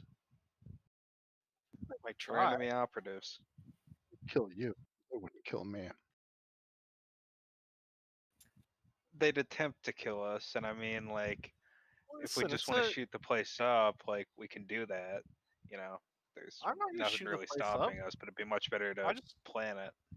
That's your want to have style, a nice right? night. Shoot things up. No planning. Listen, I just want to have a nice night. I mean, it's like a high end. This is a high end establishment. They can't just shoot. I assume there's You know, other shoot places you can guests go and- though, isn't there? Yeah, but is there any place as nice as the pyramid? I'm sure the guys trying to kill you will offset it. I mean, in some ways, that's kind of a benefit. Some of these bars get really boring. I mean, to be honest, like, if any of you two, or if anybody on this team could handle going to a bar, owned by guys who want us dead, like, it's probably you and Shadow, but, you want to take a crack, go for it. And Trey. Yeah, and Trey, and, I mean, fuck it, Ricochet, you can handle yourself in a fight, but I don't know if you want to. I'm actually kind of interested in going, but I think I'd rather do it when Trey's here. Out of game. Figure we talk to Cat Ears or invitation. Nah, I'd rather just turn up, to be honest. It's a nightclub. And a casino. I think there's a casino aspect to it as well, isn't there, Sorry Arctic? Yeah. I love casinos. There are you're constantly getting AR advertisements, electronic vouchers for the Pyramid Club. It'll give you a VIP membership. It's normally 1,000 million. It's currently available for 250 million. It lets you skip queues. Not that there are any queues with the economic downturn, but it lets you skip the queues. You can receive your own booth. You get a complimentary bottle of wine, rice wine. A complimentary bottle of wine when you visit. And every time you decline this this advertisement, the auto query asks why.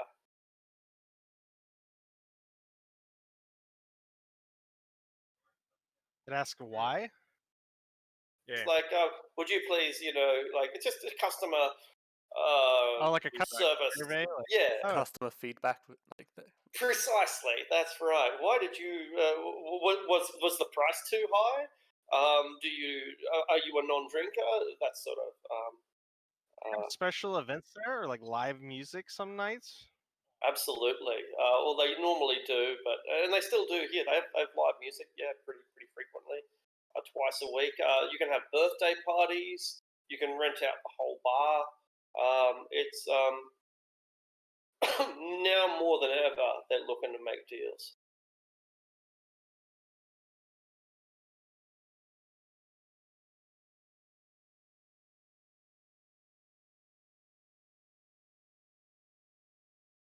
Arctic really wants us to rent out the bar of a bunch of people who want us dead.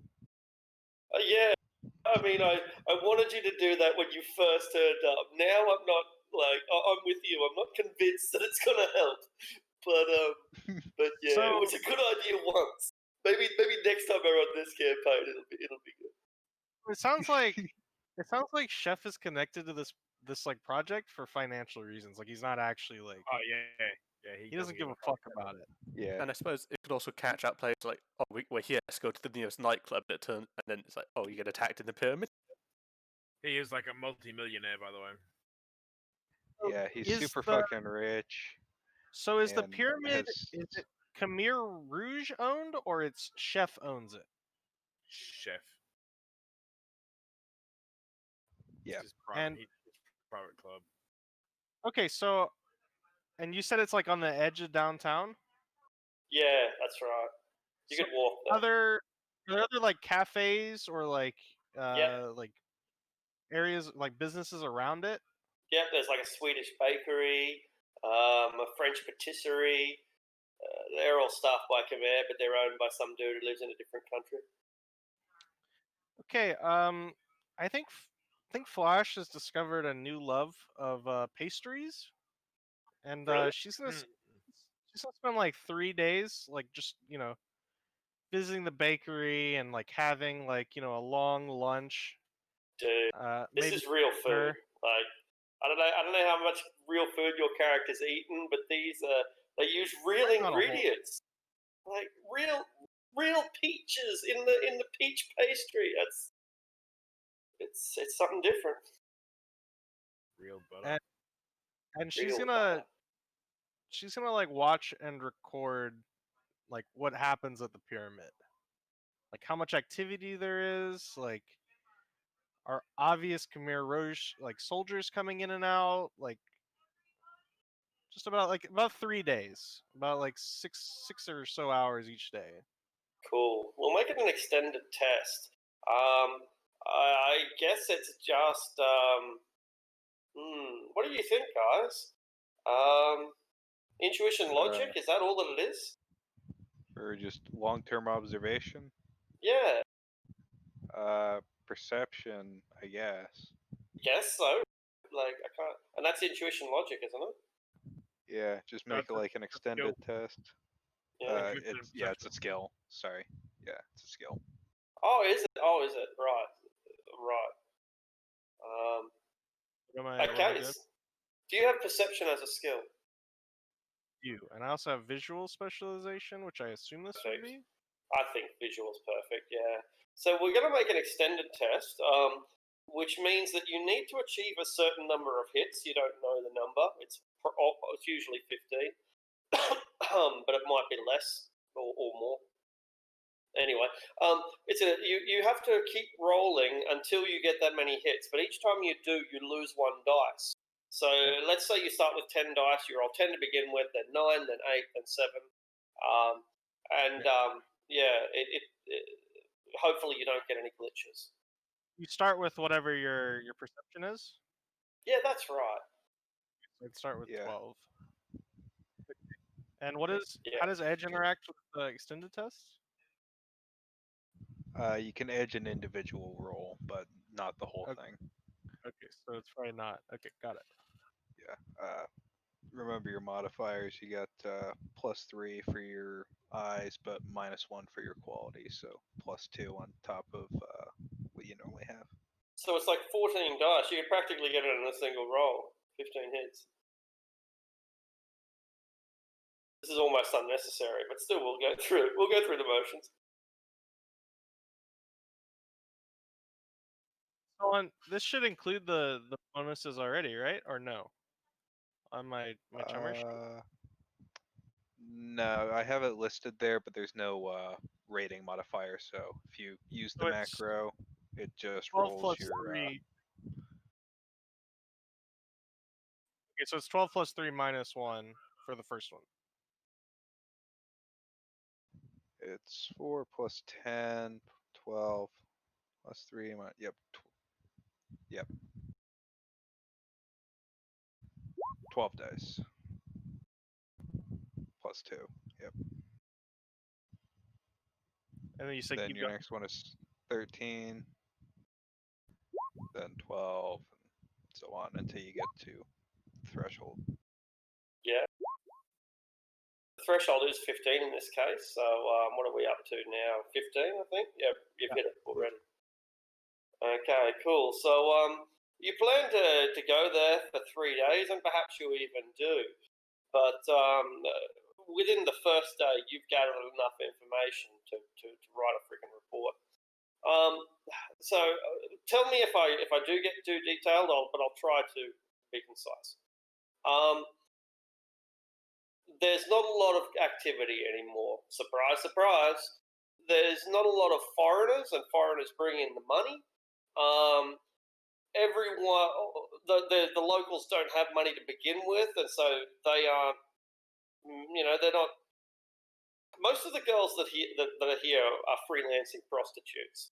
Without any customers, all they are doing is hanging around. They're not buying drinks. They can't afford them. They don't pay for a cover charge because they're part of the circus, right? They're part of the attraction. If they weren't here, the guys wouldn't come here in the first place. So, long and short of it is there's not much happening. But because it's a nightclub, they pretend there's lots happening. They've still got the lights flashing, the strobes, the laser shows. They've still got guys coming in and playing guitar and guest DJs. They're doing everything that they can to keep people coming in, but they're just getting the regular Joes who've already retired here, or the Aries corporate workers who got stuck here, and so on and so forth. It's very quiet, as you can understand. But that's enough background and enough visualization. The important stuff is the staff. Shit, the staff, man. These staffs are fucking monsters. Some of them are trolls. A lot of them are orcs. A handful of them are elves or humans. None of them are dwarves. And they are cybered to the fuck. Like, at first you think you see Chef, because there's a big, tall Thai dude with obvious cybernetics, obvious muscle replacement, and he's working as a bouncer. You're thinking, oh shit, I didn't know Chef did his own security. That's not Chef. Nor is that, and nor is that. There's like 5, 6, maybe 7 of these monkeys getting around in this bar at any one time. They all look jacked to shit. I mean, as in on drugs. They're all incessantly chewing and grinding their teeth and hell agitated. Maybe they're just wired. The kind of symptoms between drug addiction and wired reflexes can be quite similar. The symptoms, the shakes, for example, the twitches. Whoever these guys are, they are jacked to the fuck, whether it's with bioware or cyberware or drugs or just sheer discipline and training. To walk into that bar would be to walk into the Wild West if it was set in Thailand.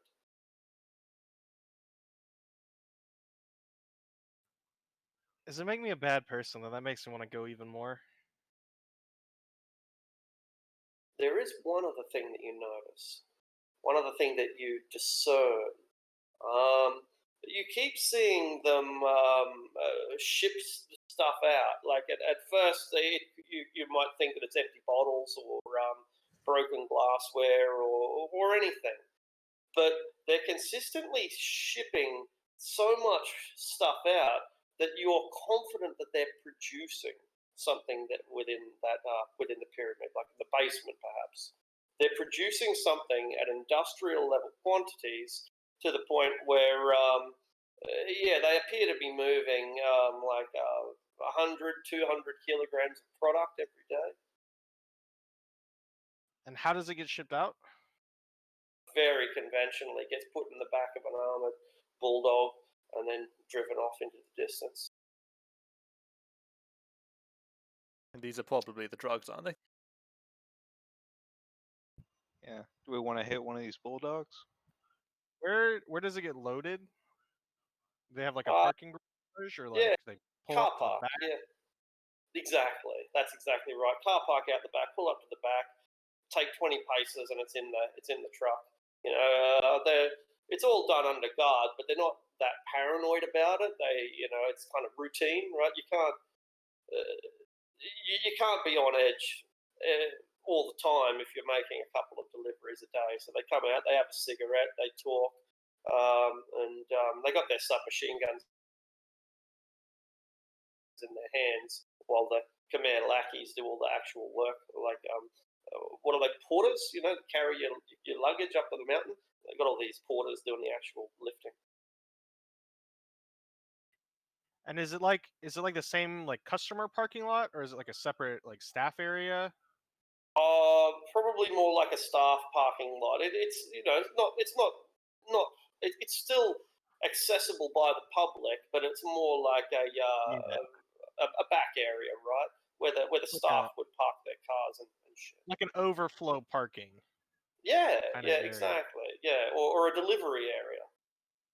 Yeah, like this is exactly what it's meant for, to 'cause deliver presumably crates of whiskey. you get food and drinks brought in. Okay. Precisely. They just also use it Tables. to ship out other stuff. Exactly. So there's nothing untoward, which is why at first it meant nothing to you. But it's just that they're not bringing anything in. They're only taking. I suppose they must be bringing chemicals in, right? They must be bringing raw product in. But the raw shipments materials don't in. match the lack of business. Exactly.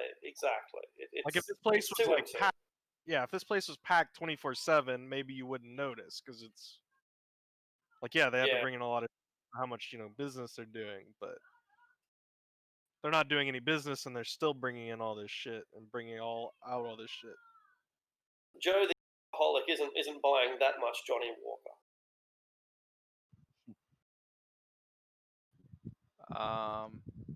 Well, it would be kind of a waste of intel and loot, but if they're bringing in shipments of like supplies constantly, and they have a drug lab they're operating somewhere in there, it seems like a bomb would be a very good way of dealing with this situation. If we just wanted to deal with them. I mean, it is a public area. Yeah, but run by the enemy, and the only people who don't seem to be involved in the whole thing there are the prostitutes. There's also just the customers as well. I think at least one time Like 5. I think at least one time we should try to be somewhat subtle. Yeah, but like doing what? I don't think our first response should be blow it up. I mean, we don't even like. We should try to learn more from this. Maybe we should start. Yeah. Like supplies are going in, but what if we just disrupt these supply lines? Right now we have Then they stop making drugs.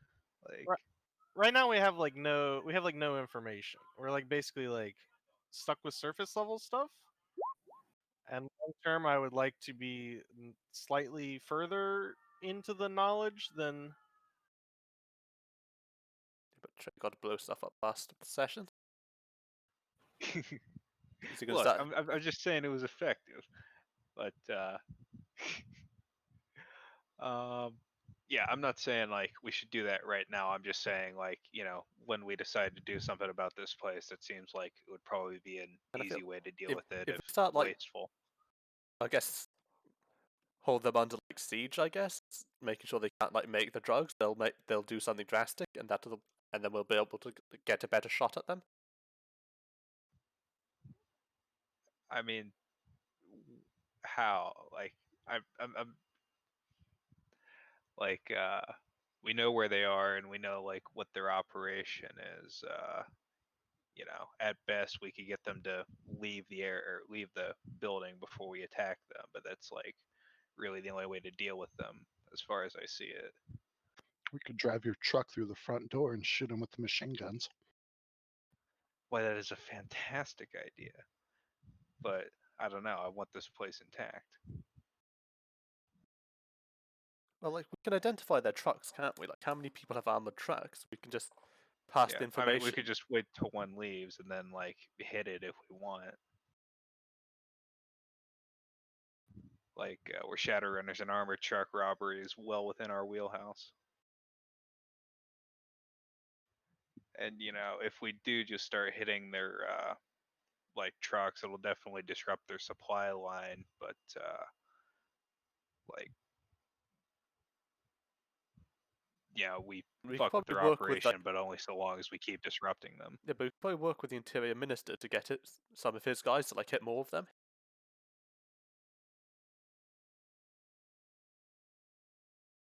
To do what? Just like disrupt their like transport. I mean, I'm pretty sure drugs are illegal here, aren't they? Like the stuff they're using. Yeah. Yeah. The laws around here, while never actually applied, are very draconian. Yeah, but we could use them as a stick in which just to beat like the club with. Absolutely, that's the law. You want to arrest them? He's saying that we don't have to personally intercept every convoy if we can convince the Thai military to like all of a sudden remember that there are drug laws. Yeah, that's basically. Yeah, I Like, mean, we can use like the laws to like inconvenience our enemies. yeah, I mean that's worth doing. Like tipping them off that they're using like this courier service, whatever, to transport drugs, and just have them stop them at the checkpoints. We could cut off the supply, but that still leaves the actual base to deal Do you with. think there's any universe where we like split the chef from the Khmer Rouge? I mean, Uh, the thing not- that binds them I mean- together is the project, and he seems pretty heavily invested in the project because like the project seems to be at least partially funded by Evo, which is where his interest lies. yeah. Because unlike Clockwork that- and perhaps Boang, he seems to be motivated by the money from he's getting from the project. That doesn't seem to be drying up. But, like, if all he cares about is the project, like the project doesn't like hinge on the Khmer Rouge, right? Like it's just trying to figure out how to build super soldiers. I mean, for the Khmer Rouge, like nominally, the supreme leader is the person leading the project. The only evidence we have that Evo's involved in it is that one thing from Chef, where he's like, why are you involved in the project? Because I got shares in Evo. It's a weird thing to say if it wasn't And true. it's the only hint we have of Evo's involvement. As far as everything else we know goes, the project is the supreme leader in the Khmer Rouge trying to make cheap super soldiers to take over their country. And at the same time, if all he cares about is money, then that only works as long as he thinks the Khmer Rouge are like the best path to getting him more money. Yeah, Wait. like As we start it's disrupting stuff. I guess a bit of a then tangent. it's definitely something we can pursue. Is like maybe breaking in and stealing his comm link or tapping his data or some shit or some kind of social infiltration to get a bead on exactly what his relationship with Evo and the project and the Khmer Rouge is. Like that's definitely something we could try to figure out before we take his operation out. I just want to. We will not let the Siamese Serpents take our country, comrade. They must pay for 500 years of sin. Could the Siamese Serpents be like a Thai in some way? Yeah, there's definitely a lot of allusions to the Siamese Serpents having something to do with the Thai. I think, yeah, I think right now, like we could go down the list of targets and like figure out ways to take each of these like surface level targets. But I don't know if that would like, I mean that would certainly like accomplish our goals in one sense, but it wouldn't really like get us deeper into the like the meta plot. And maybe we don't care about the meta plot. Maybe, we're street runners, we just do shit for money, so we just keep hitting these like surface level targets and that's fine. But I do think there should be like some at least consideration to whether we want to try to get into this deeper. Because like I think it's interesting. I mean, Yeah, I spent like half an hour last session talking to one of the enemy generals about their philosophy. Like, I'm very interested in all this. yeah, like I said, it's definitely worth pursuing somehow before we take out his operation. Because I think like when the time we do that, like it'll be a tough assault. Like we'll have to plan it out and shit, like the airport. But we should be able to just go in there and kill everyone when the time comes. But it's a matter of pumping out as much intel before then. and figuring out how to do that. Like I said, but if you like deprive them of supplies for like several weeks before the assault, it might be a bit easier. I mean, they're not constantly bringing in like machine gun ammo or anything like that. They're bringing in like Sudafed and shit to make their drugs. And they're You sending know, the drugs. They're sending the drugs somewhere else. So like yeah, attack. It sounds like attacking the actual pyramid is just gonna be us fighting a bunch of like souped up fucking super gorillas, which is probably yeah, gonna be a difficult anytime we do it. yeah. I mean, Is it like would this like I bring Evo down on us? 'Cause, sorry. like he works for Evo. Well, he shares. Not if they're not openly involving themselves with this. Probably not. Like we may get like a shadow hit squad sent after us, but I don't know if he works we for won't Evo, get he like just has official shares. shit. Yeah. I don't. We don't know enough about like Evo to say like what they would or wouldn't respond to. Literally, the only mention is he owns some shares in Evo, but that doesn't mean anything. Like I could buy shares in Evo right now. Yeah. I'm assuming there's like a fucking stock market. Yeah. It's like just cutting off the supply may not do anything, but like this place is essentially operating as like a legal establishment. So yeah, if we just report the place to Mr. Johnson and ask him to just like do full on legal just sanctions, like Just like police around the block, make their life a pain. or not even like make their life a pain, but just like make it so that there's no point in operating there because their drug supplies aren't coming in, and neither is like food or water or any shit. Like just literally siege them and force them out. I want to visit the pyramid.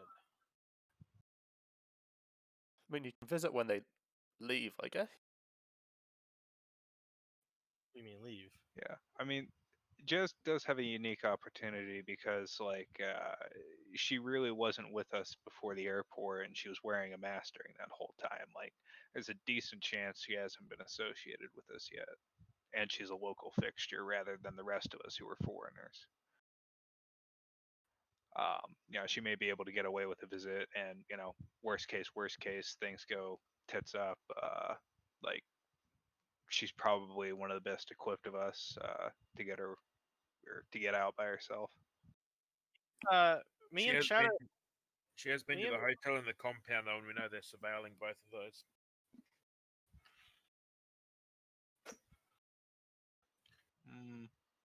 Yeah, but like, how widely? I mean, like, Chef might know who I am, but like, I don't know how like widely that information is to like all these grunts. We could always disguise you. I don't. You're the, even with the disguise, you're the only one of us that could pass for a local, except for maybe Trey. I mean, I feel like like Shadow and I haven't really been associated with this group. Like, we haven't done anything. Like, me and Shadow Yeah. could go in, it goes sideways, and like, I mean, it just I give us depends like how a close. I give us. I'm not sure if you were here for this, but it was a past point that we discovered the Khmer were surveilling both the compound and our hotel and taking photos constantly, and they've distributed our photos to pretty much all of their main operatives. Yeah, that's what I'm. So Like, if you visited the hotel or compound, there's a decent chance you're on their yeah, list. like I'm sure people in the Khmer Rouge know that we're associated, but like I don't know if you like hand that out to like every bartender at your pyramid. Like, I think The there's some bouncer element of. probably. But, like, There was I think we went to the market and got attacked by just random guys at the market because they had our picture on their mobile phone, and these weren't like ranking officers. They were just grunts. Yeah. They Command. basically just texted our pictures to everybody on their list, and we're like, if you see these guys, kill them. I guess I also like think it's one of those things where like the chef is like trying to keep this as like a legitimate business. So like he's not just gonna like start a shootout in the middle of the lobby. And I mean, if he does, then that's fine. We'll just kill anybody who tries to fuck with us, and we'll leave. Oh, you think Yeah, it'll be I one mean, of those things where like, oh, we're going to shoot you out here in the open? I don't think Yeah, Chef's the kind to engage in a shootout to begin with. Yeah, I mean, Yeah, you probably just kick your head off. Let's stop being pussies and go and check it out. Yeah, like you guys Yeah, sit, I mean, you guys yeah, sit in your armored well- tank like 2 blocks away, and if I fucking send out the distress signal, then you can come and play with us. yeah, I fair mean, enough. We'll be the cavalry, you know. I personally am more than happy to go to the pyramid. I've been thinking Yeah, about going there. Been thinking about going there for a while. Yeah, anybody who thinks they can hold their own if it turns into a shit show can, come inside. I'm not saying that there's like a 0% chance that this is going to turn into a shit show, but like, we don't really have any information, and I feel like there's stuff to learn here. Sometimes you just gotta stick your fucking head in a hornet's nest and see how many hornets there are. I wonder how good the astral defenses are as well. Worth scoping, yeah. Yeah, that's another thing you could investigate. I don't know how all the magic-y bullshit works, but Hey, like you said, there was a nice bakery. I could have a look when you next visit. When you next visit. Yeah, I mean, with astral perception, you should be able to just do it from like a parked car in the street and take a look at, whether there's wards or spirits or shit like that. all right, I'm going to the pyramid. Anybody who wants to come with me can come. We'll go. Ricochet will go. Yeah, Godfather will drive you, I suppose, and also give probably Ricochet a chem sniffer ring. He says, "Don't get roofied." I suppose I'll stay in the car. I'll perhaps be there for astral support, I guess. Yeah, shit hits the fan. You can send a spirit in or some shit.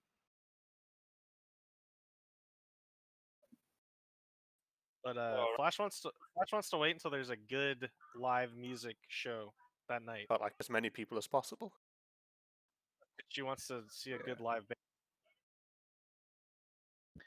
By the way, if the place is Faraday caged or some shit and your wireless signals go dead once you enter, leave and then let me know, because otherwise if you go dead, I'm gonna take that as a bad sign and drive the tank through the I think wall. we did this before. I think it is Faraday caged. No, That was the club in in Bangkok. Bangkok. That was when we got offered the Yeah. job. Yeah, All right, but if sounds there's something like that here, at least get out of it and let me know somehow, because if you guys all just go dead, I'm gonna take that as a bad sign. All right, sounds good. I'm gonna put fucking K10 in one of my internal reservoirs just in case. My auto injector. You got your dopamine, right? No, but it's fine. We'll handle it. I'll give you some dopamine because I bought it the second K10 got put on the fucking list, Excellent. See, look, and it's 5 million a dose. what a nice person. See, I don't need this shit. I'm not going berserk. Yeah, remember, dopamine, then then K10, I had to not the pop other way around. it first. Okay. Yeah,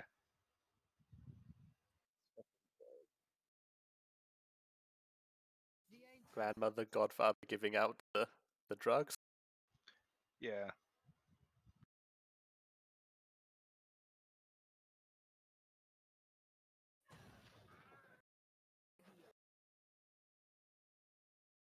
Because otherwise, this shit will turn you into a mindless killing machine. I'm not here for nonsense. Yeah, and I already had some dopamine because, cyber psycho.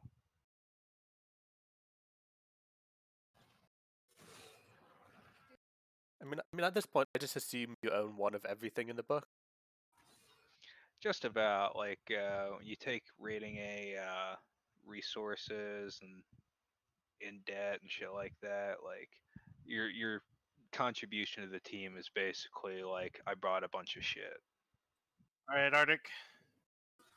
Are you ready for us to explore the area that you thought we would explore near the beginning of the campaign? Yeah, sort of. Let's give it a go. Let's give it a go. So you've said that you're going there one of the big nights. You're waiting until there's some large live act. Are you going incognito? Or are you going as a group? I heard that Ricochet's going. We know that his face is known. So Should we draw are we packing? Are we walking in there to start a bar fight? Like what's the time for the two give me a circles bit again? more background. Because I think there's going to be like people outside, people going in.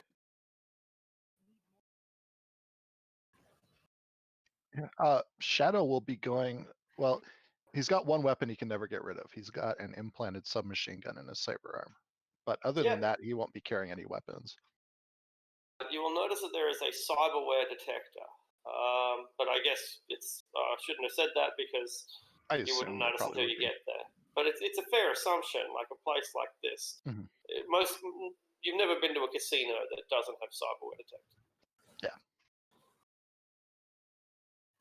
And when we get outside, like I guess I'll go into the astral and see what sort of the defenses they have, like on the just looking in from the outside.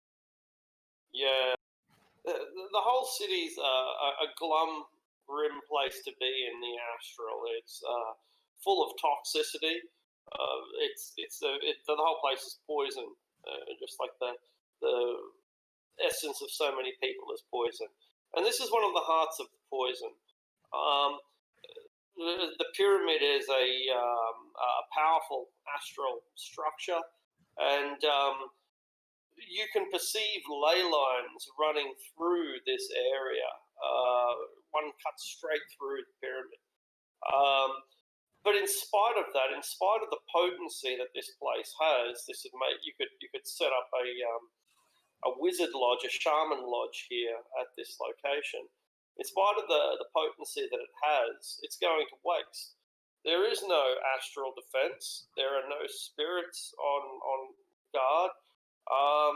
It's an open house as far as the astral's concerned. And I guess because everyone's so is that how it works? Like emotion changes the area, so like everyone's miserable, so it's affecting the astral. Yeah, that's exactly what happens. It's called a background count, and if you go to a toxic waste site, then the background count will be very different to being in the Grand Canyon or Kakadu. And this is quite a potent area, but it's seemingly nobody's using it. Yeah, that's right. It's quite a potent area. One of the ley lines that probably runs to Angkor, somewhere in Angkor, runs straight through here as well. But it's being wasted effectively. It's like having a tap on that no one's using.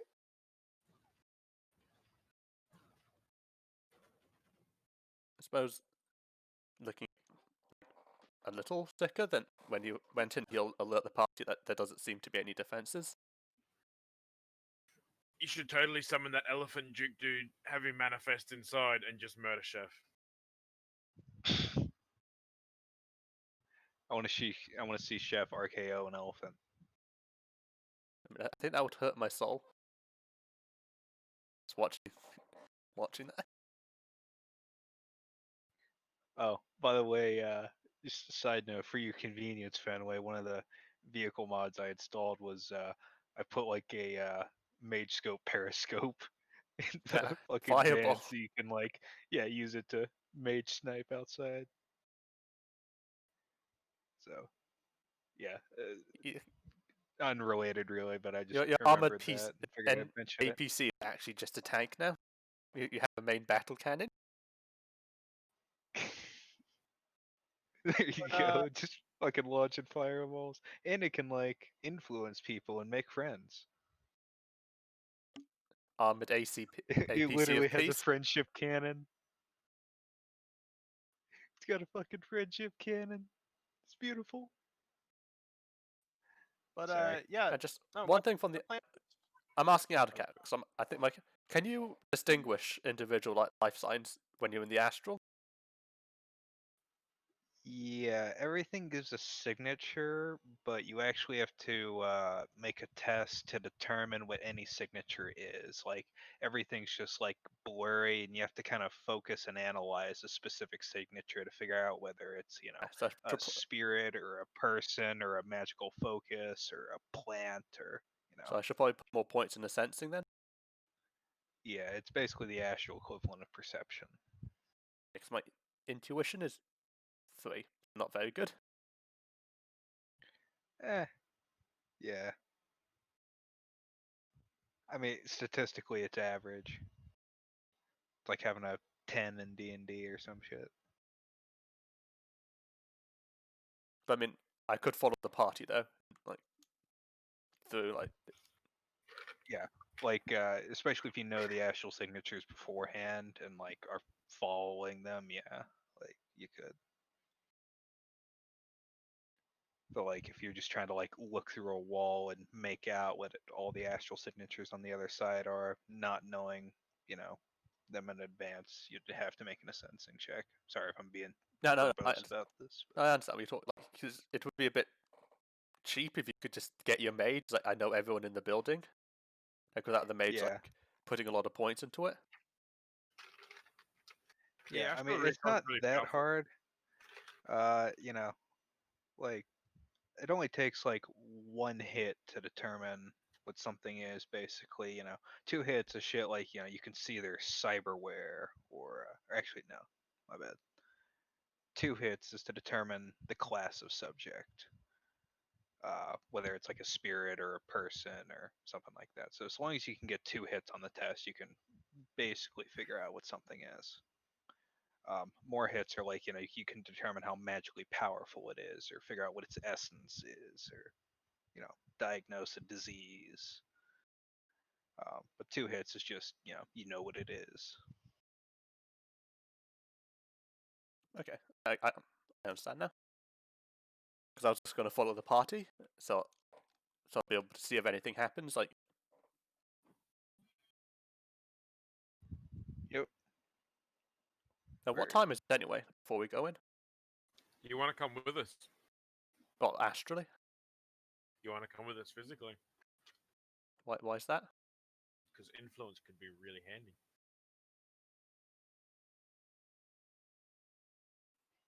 Sure, I'll come Fair with you. argument. You're probably Yeah, the okay, I'll most come with you then. charismatic party member. Yeah, you can make friends before the shootout starts. And I'm not too good at lying though. Yeah, Blizzard well, I will- mean, sure to they have know who we are. Okay.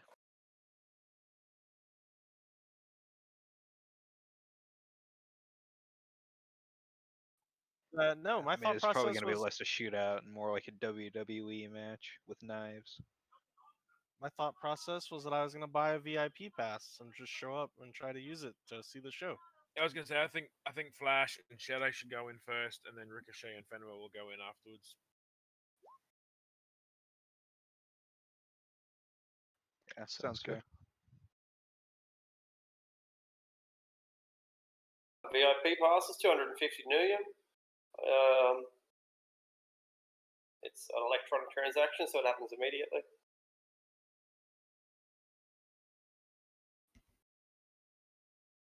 You get to select to book your table. Yeah, and I suppose it probably comes with like a brochure or some other piece of information that tells you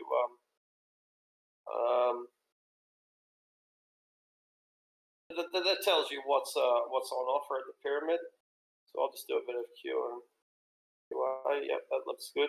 And I'll take you over to the map even though you're not actually there.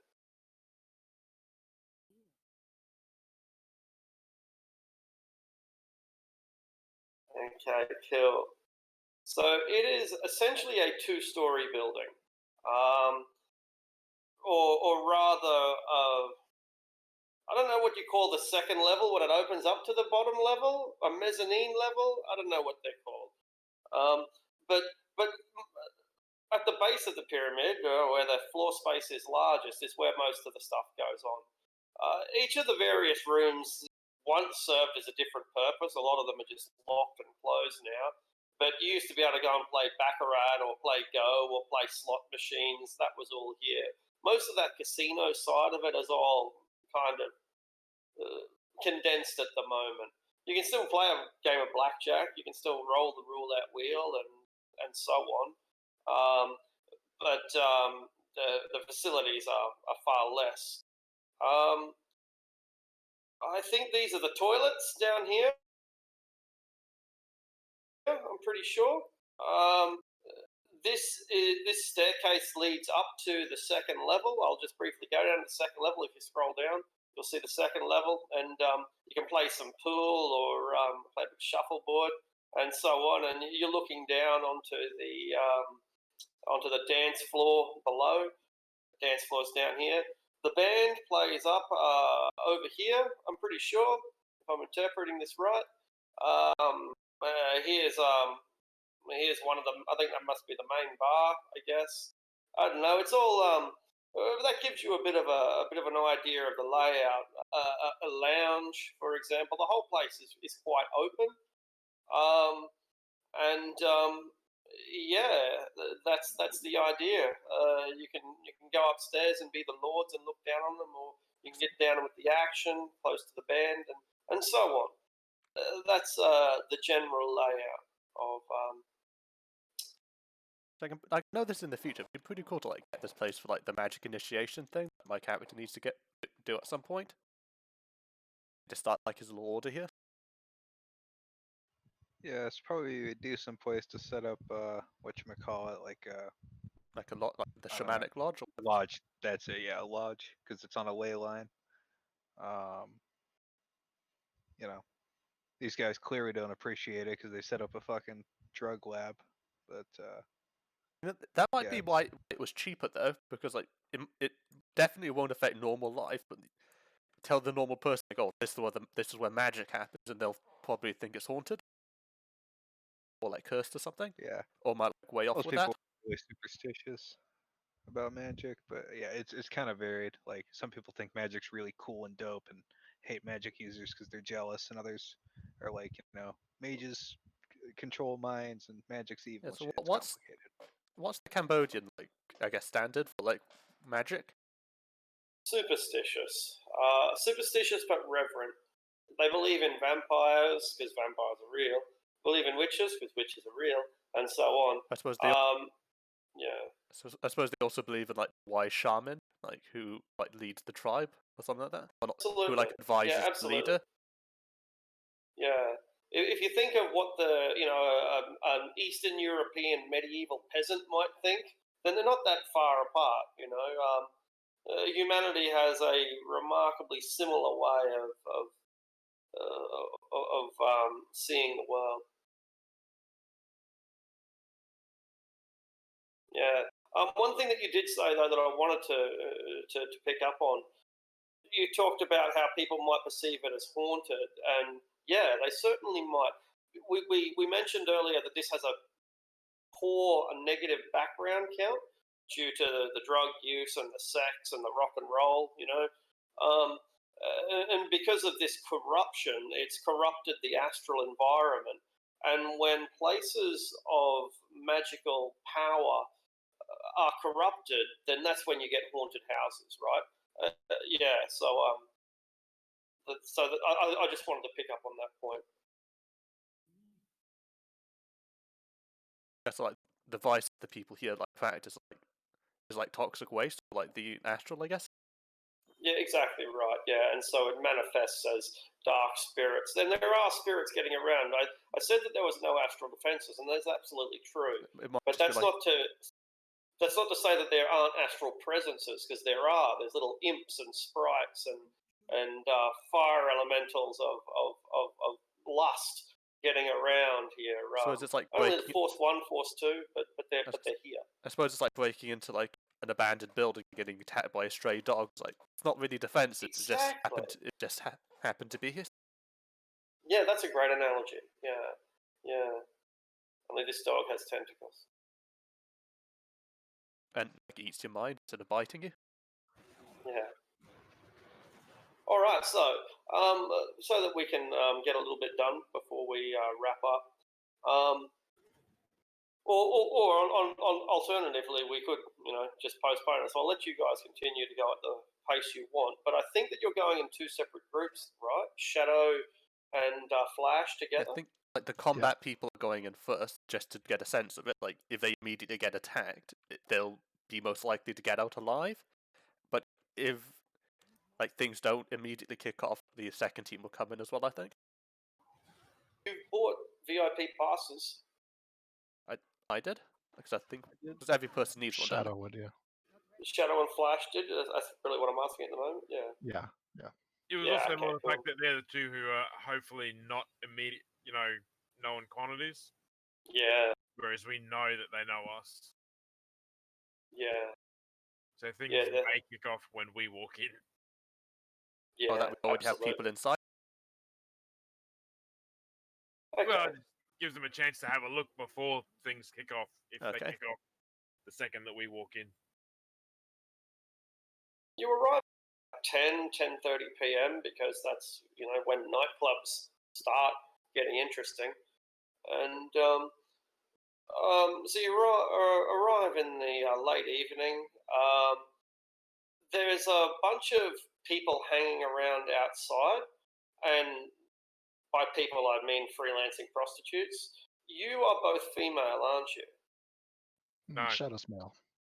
Oh, Shadow's male, right? Okay. Of what ethnicity? Japanese. Oh, okay, fantastic. Yeah, they're straight onto you. Yeah, okay. So you haven't even made it to the line when you're already not being propositioned per se, but rather being given the kind of attention that that broads gave guys back in the 1920s. They're putting their arm in your arm and leaning in and telling you how handsome you are. They're hoping that you will accompany them into the bar beyond.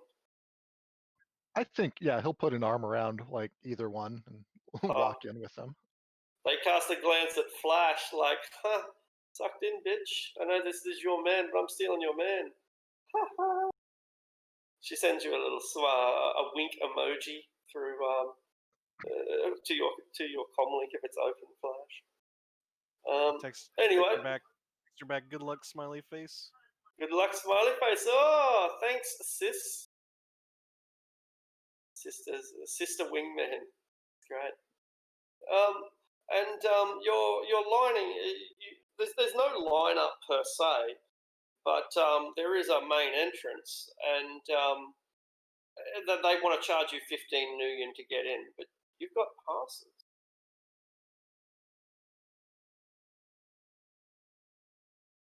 Even after we show them the flash on the pass or whatever? Oh no!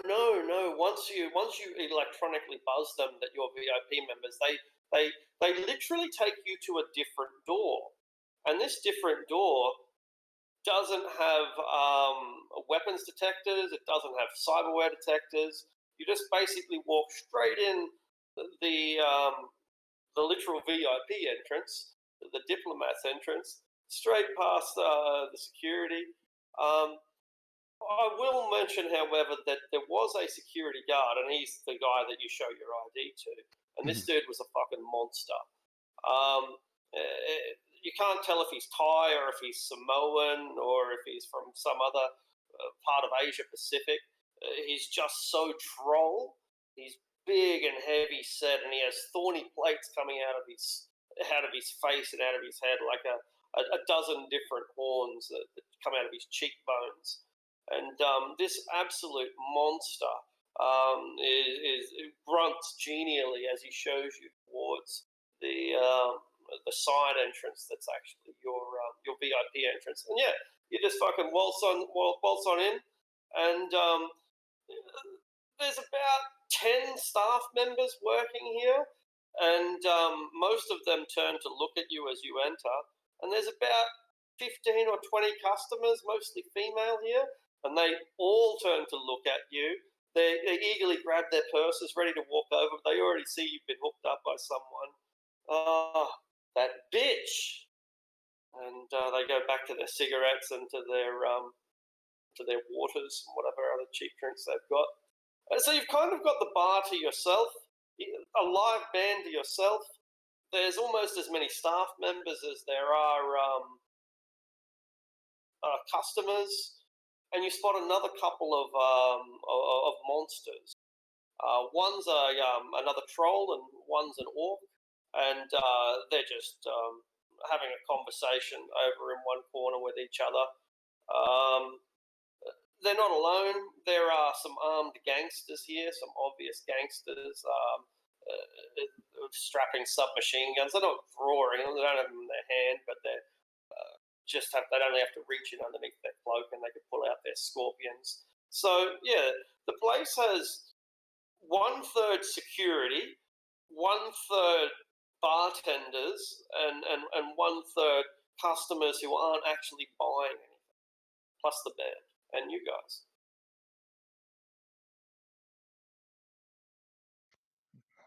I wasn't expecting much, but this is, well. He just kind of laughs. Their upkeep must be out of control. Well, tourism's dried up.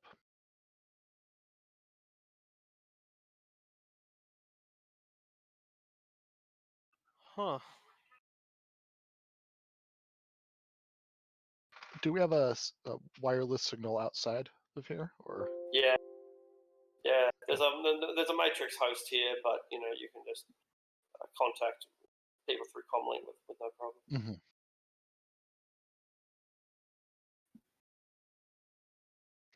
Well, should we find some place to sit and watch and wait?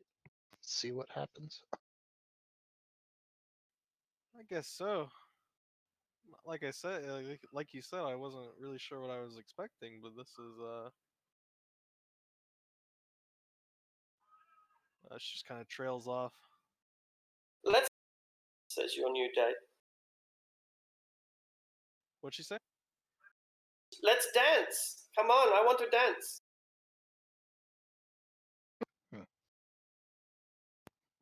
Why not? Oh, what a gentleman! Gee, you're a real fucking prize. You are. A little easy to pick up, but He's you're like a real Superman. prize. Flash He is, laughs isn't he? and, I found a good man. Are you married? Sorry, Flash. Flash laughs and I'll find us a booth in the corner. All right. Upstairs or downstairs? How far is it from upstairs to downstairs if someone were to jump?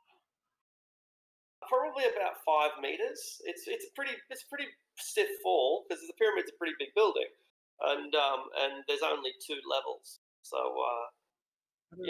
probably 5 or 6 meters. How does fall damage work in Shadowrun? I think there's a fucking skill for it or some shit. It's The real question is, would I be able to comfortably jump from the second floor down to the first floor? Not comfortably jump. No, you'd hurt yourself, but you wouldn't kill yourself. Yeah.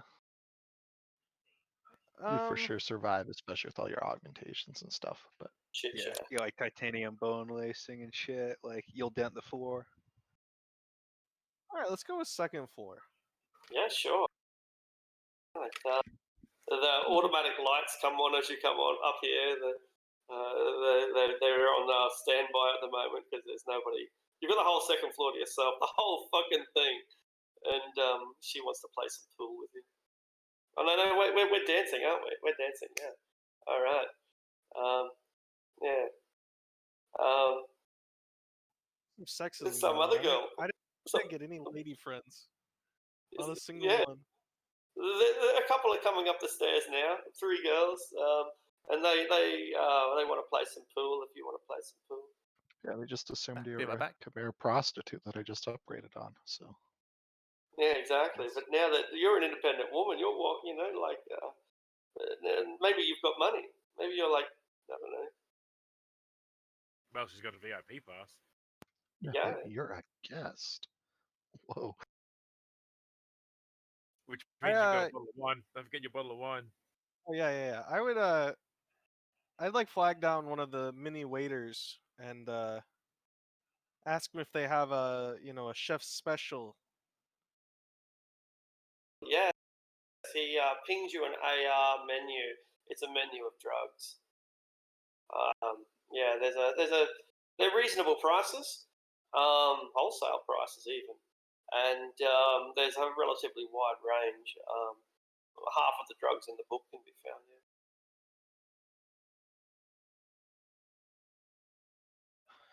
Huh. Okay. Guess that doesn't surprise me in any way, shape, or form. Your free wine gets delivered. Bottle, on ice. Bottle of champagne on ice. Not champagne, it's rice wine, but they call it Yeah. champagne. Sparkling rice wine. That's right. It's fucking champagne, bitch. Yeah, I'll pour out some drinks. Brilliant. I guess we'll settle Also, in to see what happens. it's all delivered by hand. If you're in the UCAS, there'd be drones taking this up to the second level. But here, it comes by hand. They've got those old-fashioned white suits with the towel over their arm and the little bow tie, like you're in France or something. Man, the French knew how to colonize people. And it provides jobs. There you go. The economic downturn. These people should be happy. Kind of are happy, to be honest.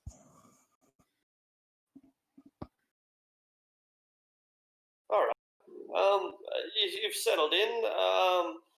You're watching these guys dance. I'd briefly like Shadow to give us a dance check, which I suppose is, I don't know, gymnastics, I guess. Latin dancing and gymnastics are pretty much the same thing. It It's can a be. performance skill, but Oh, probably is that? don't have that. Shadow's probably mostly going to be letting the other girl grind up on him while he gets handsy, but let's see how well he can dance back. It's less of a dance and more of a, high school makeout session. Yeah, she's like the lioness, man, and she's got the kill. She's just doing this to show off to all the others. Yeah. Bitch. Oh my god. What a slut.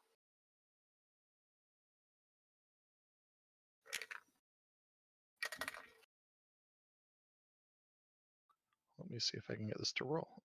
Yeah.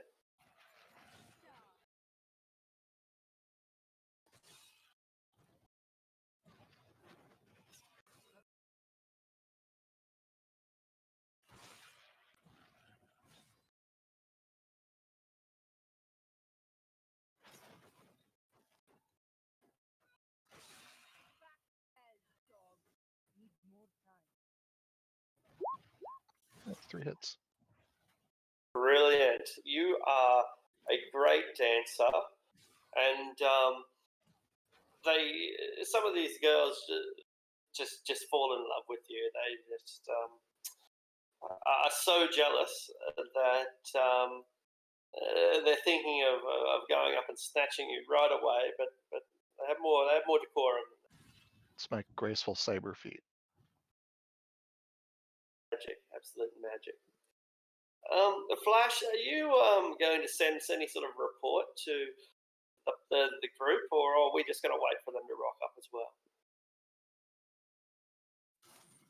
Yeah, she'd send a, place is boring. Kind of disappointing, honestly.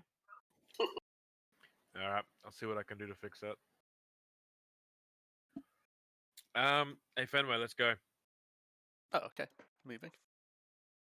Yep, So let's- it's commonly it took me a while, but I think I got one of those passes. Don't worry about that. Let's walk up to the VIP entrance.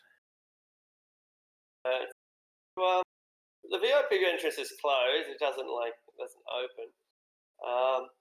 But Fenway's got his pass, and so as you're walking up towards that VIP entrance, the pass automatically detects, it electronically detects the presence of your comlink, the vicinity within 5 meters perhaps.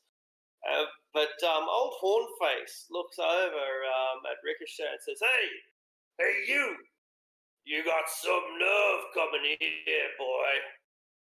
So I was like, what, me? No, he was looking at me. Oh, okay.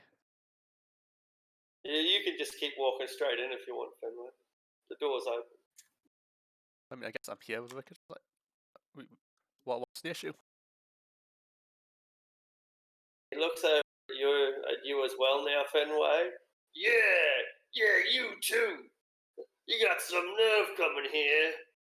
Are you guys armed? Not- Yes. I mean, I have a pistol. No, like but not I'll have visibly. a pistol in a concealed holster and It's concealed holster. some probably. I mean, I'll probably just have a. Yeah, my pistol probably just like in an over large pocket or something like that. Probably a stun button in a pocket. Well, he's walking over towards you. Sorry, extendable button. You've got an extendable button? Oh, right, extendable, so it's not obvious. Sorry, yeah, not stun. Sorry. He's like, yeah, but it's a popular bar. We've gone for some drinks. There's no problem. He waltzes on over, extending himself up to his full height, 2.2 meters or something tall, and lurches over the pair of you. What are you here for, boys? Just some drinks. It's a bar, isn't it? Heard there's a show on tonight. Oh yeah, I was talking about this. It's going to be good, isn't it? He starts patting down Fenway. I mean, he'll find the pistol. It's not particularly well hidden. What's this? Oh, that's still in there. Like, oh, just a gun. Like, we got attacked in the market a few days ago. I thought it'd be, safe to keep it around. He points to the sign on the wall, and no shit, it literally says stuff like, no pistols, no knives, no grenades, no molesting, no nuclear weapons. Like it literally has like you cannot bring in fucking toxic waste into this place. It's got a whole list of things that no organized crime, no gangsters. No hoods. But it doesn't say no ghost rifle. See, Doesn't say no ghost rifles. I mean, it's not an issue. You can keep it here, like if you want. or you could like cast an influence spell. I mean, I'm not saying this. Do you really think this pistol is my defense? It's like the way I defend myself. He hands the pistol off to a lackey. That lackey has an automatic weapon. And plus, giving away the pistol might give the impression that now I'm armed, so it's less of an issue.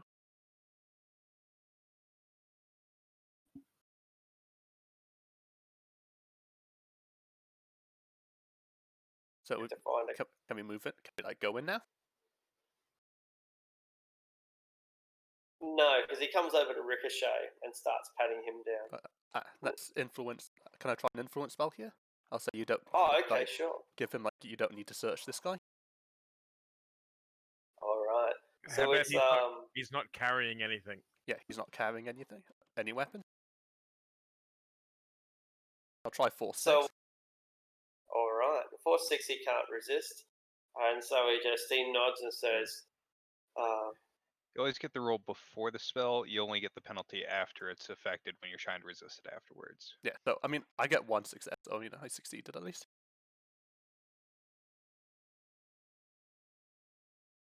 And I take 1 drain. You want to edge that? Can I? Yeah, might as well. Can. To reroll all your fails. Yeah, I'll reroll the fails. What do you want to save it? Excuse me? Or you can save you because you only got 1 edge. I I've think. got 2 now. Ooh. Whoa. Yeah, I got it. Had my fortune read. "Huh." That's funny. Whole 2 cards. Yeah, I'll reroll the fails, and that should be 10 more dice. how many more dice? 10. You rolled 11 and got 1 hit, so you reroll all the fails. 10 dice. Fucking hell. You know you're lucky when you roll 11 dice and succeed once. Yeah, I literally wasn't going to bother 4 rolling to successes? resist. And then now, I mean, you got 3 I successes. could still glitch on the roll though. It was close. It was close. But you convince him to allow you to pass. And as you walk in into the VIP entrance, and Ricochet follows you, you hear the goon, the automatic weapon goon that he passed the weapon off to him. You hear him ask the troll, "Why didn't you pat him down?" And he says, "Oh, he wasn't carrying anything." These are the droids we're looking for. It's like I watched that. I Nice. watched something like that in a vintage movie once. That was pretty cool, wasn't it? The goon is confused, but he's not going to question the troll's orders. Make them angry. All right. Yeah. So we have made it inside, and at that point, Trey arrives. Well, I'm not sure about that, but if Belgrade is here next week, at that point, Trey arrives. So yeah, we all know what happens. Something will explode. Yeah, exactly. So I will now say goodbye to the internet, and Farewell, goodbye internet to people. you fair people as well, and see you all in a week's time. See ya. All right. Bye. Yep, good shit. See you next week.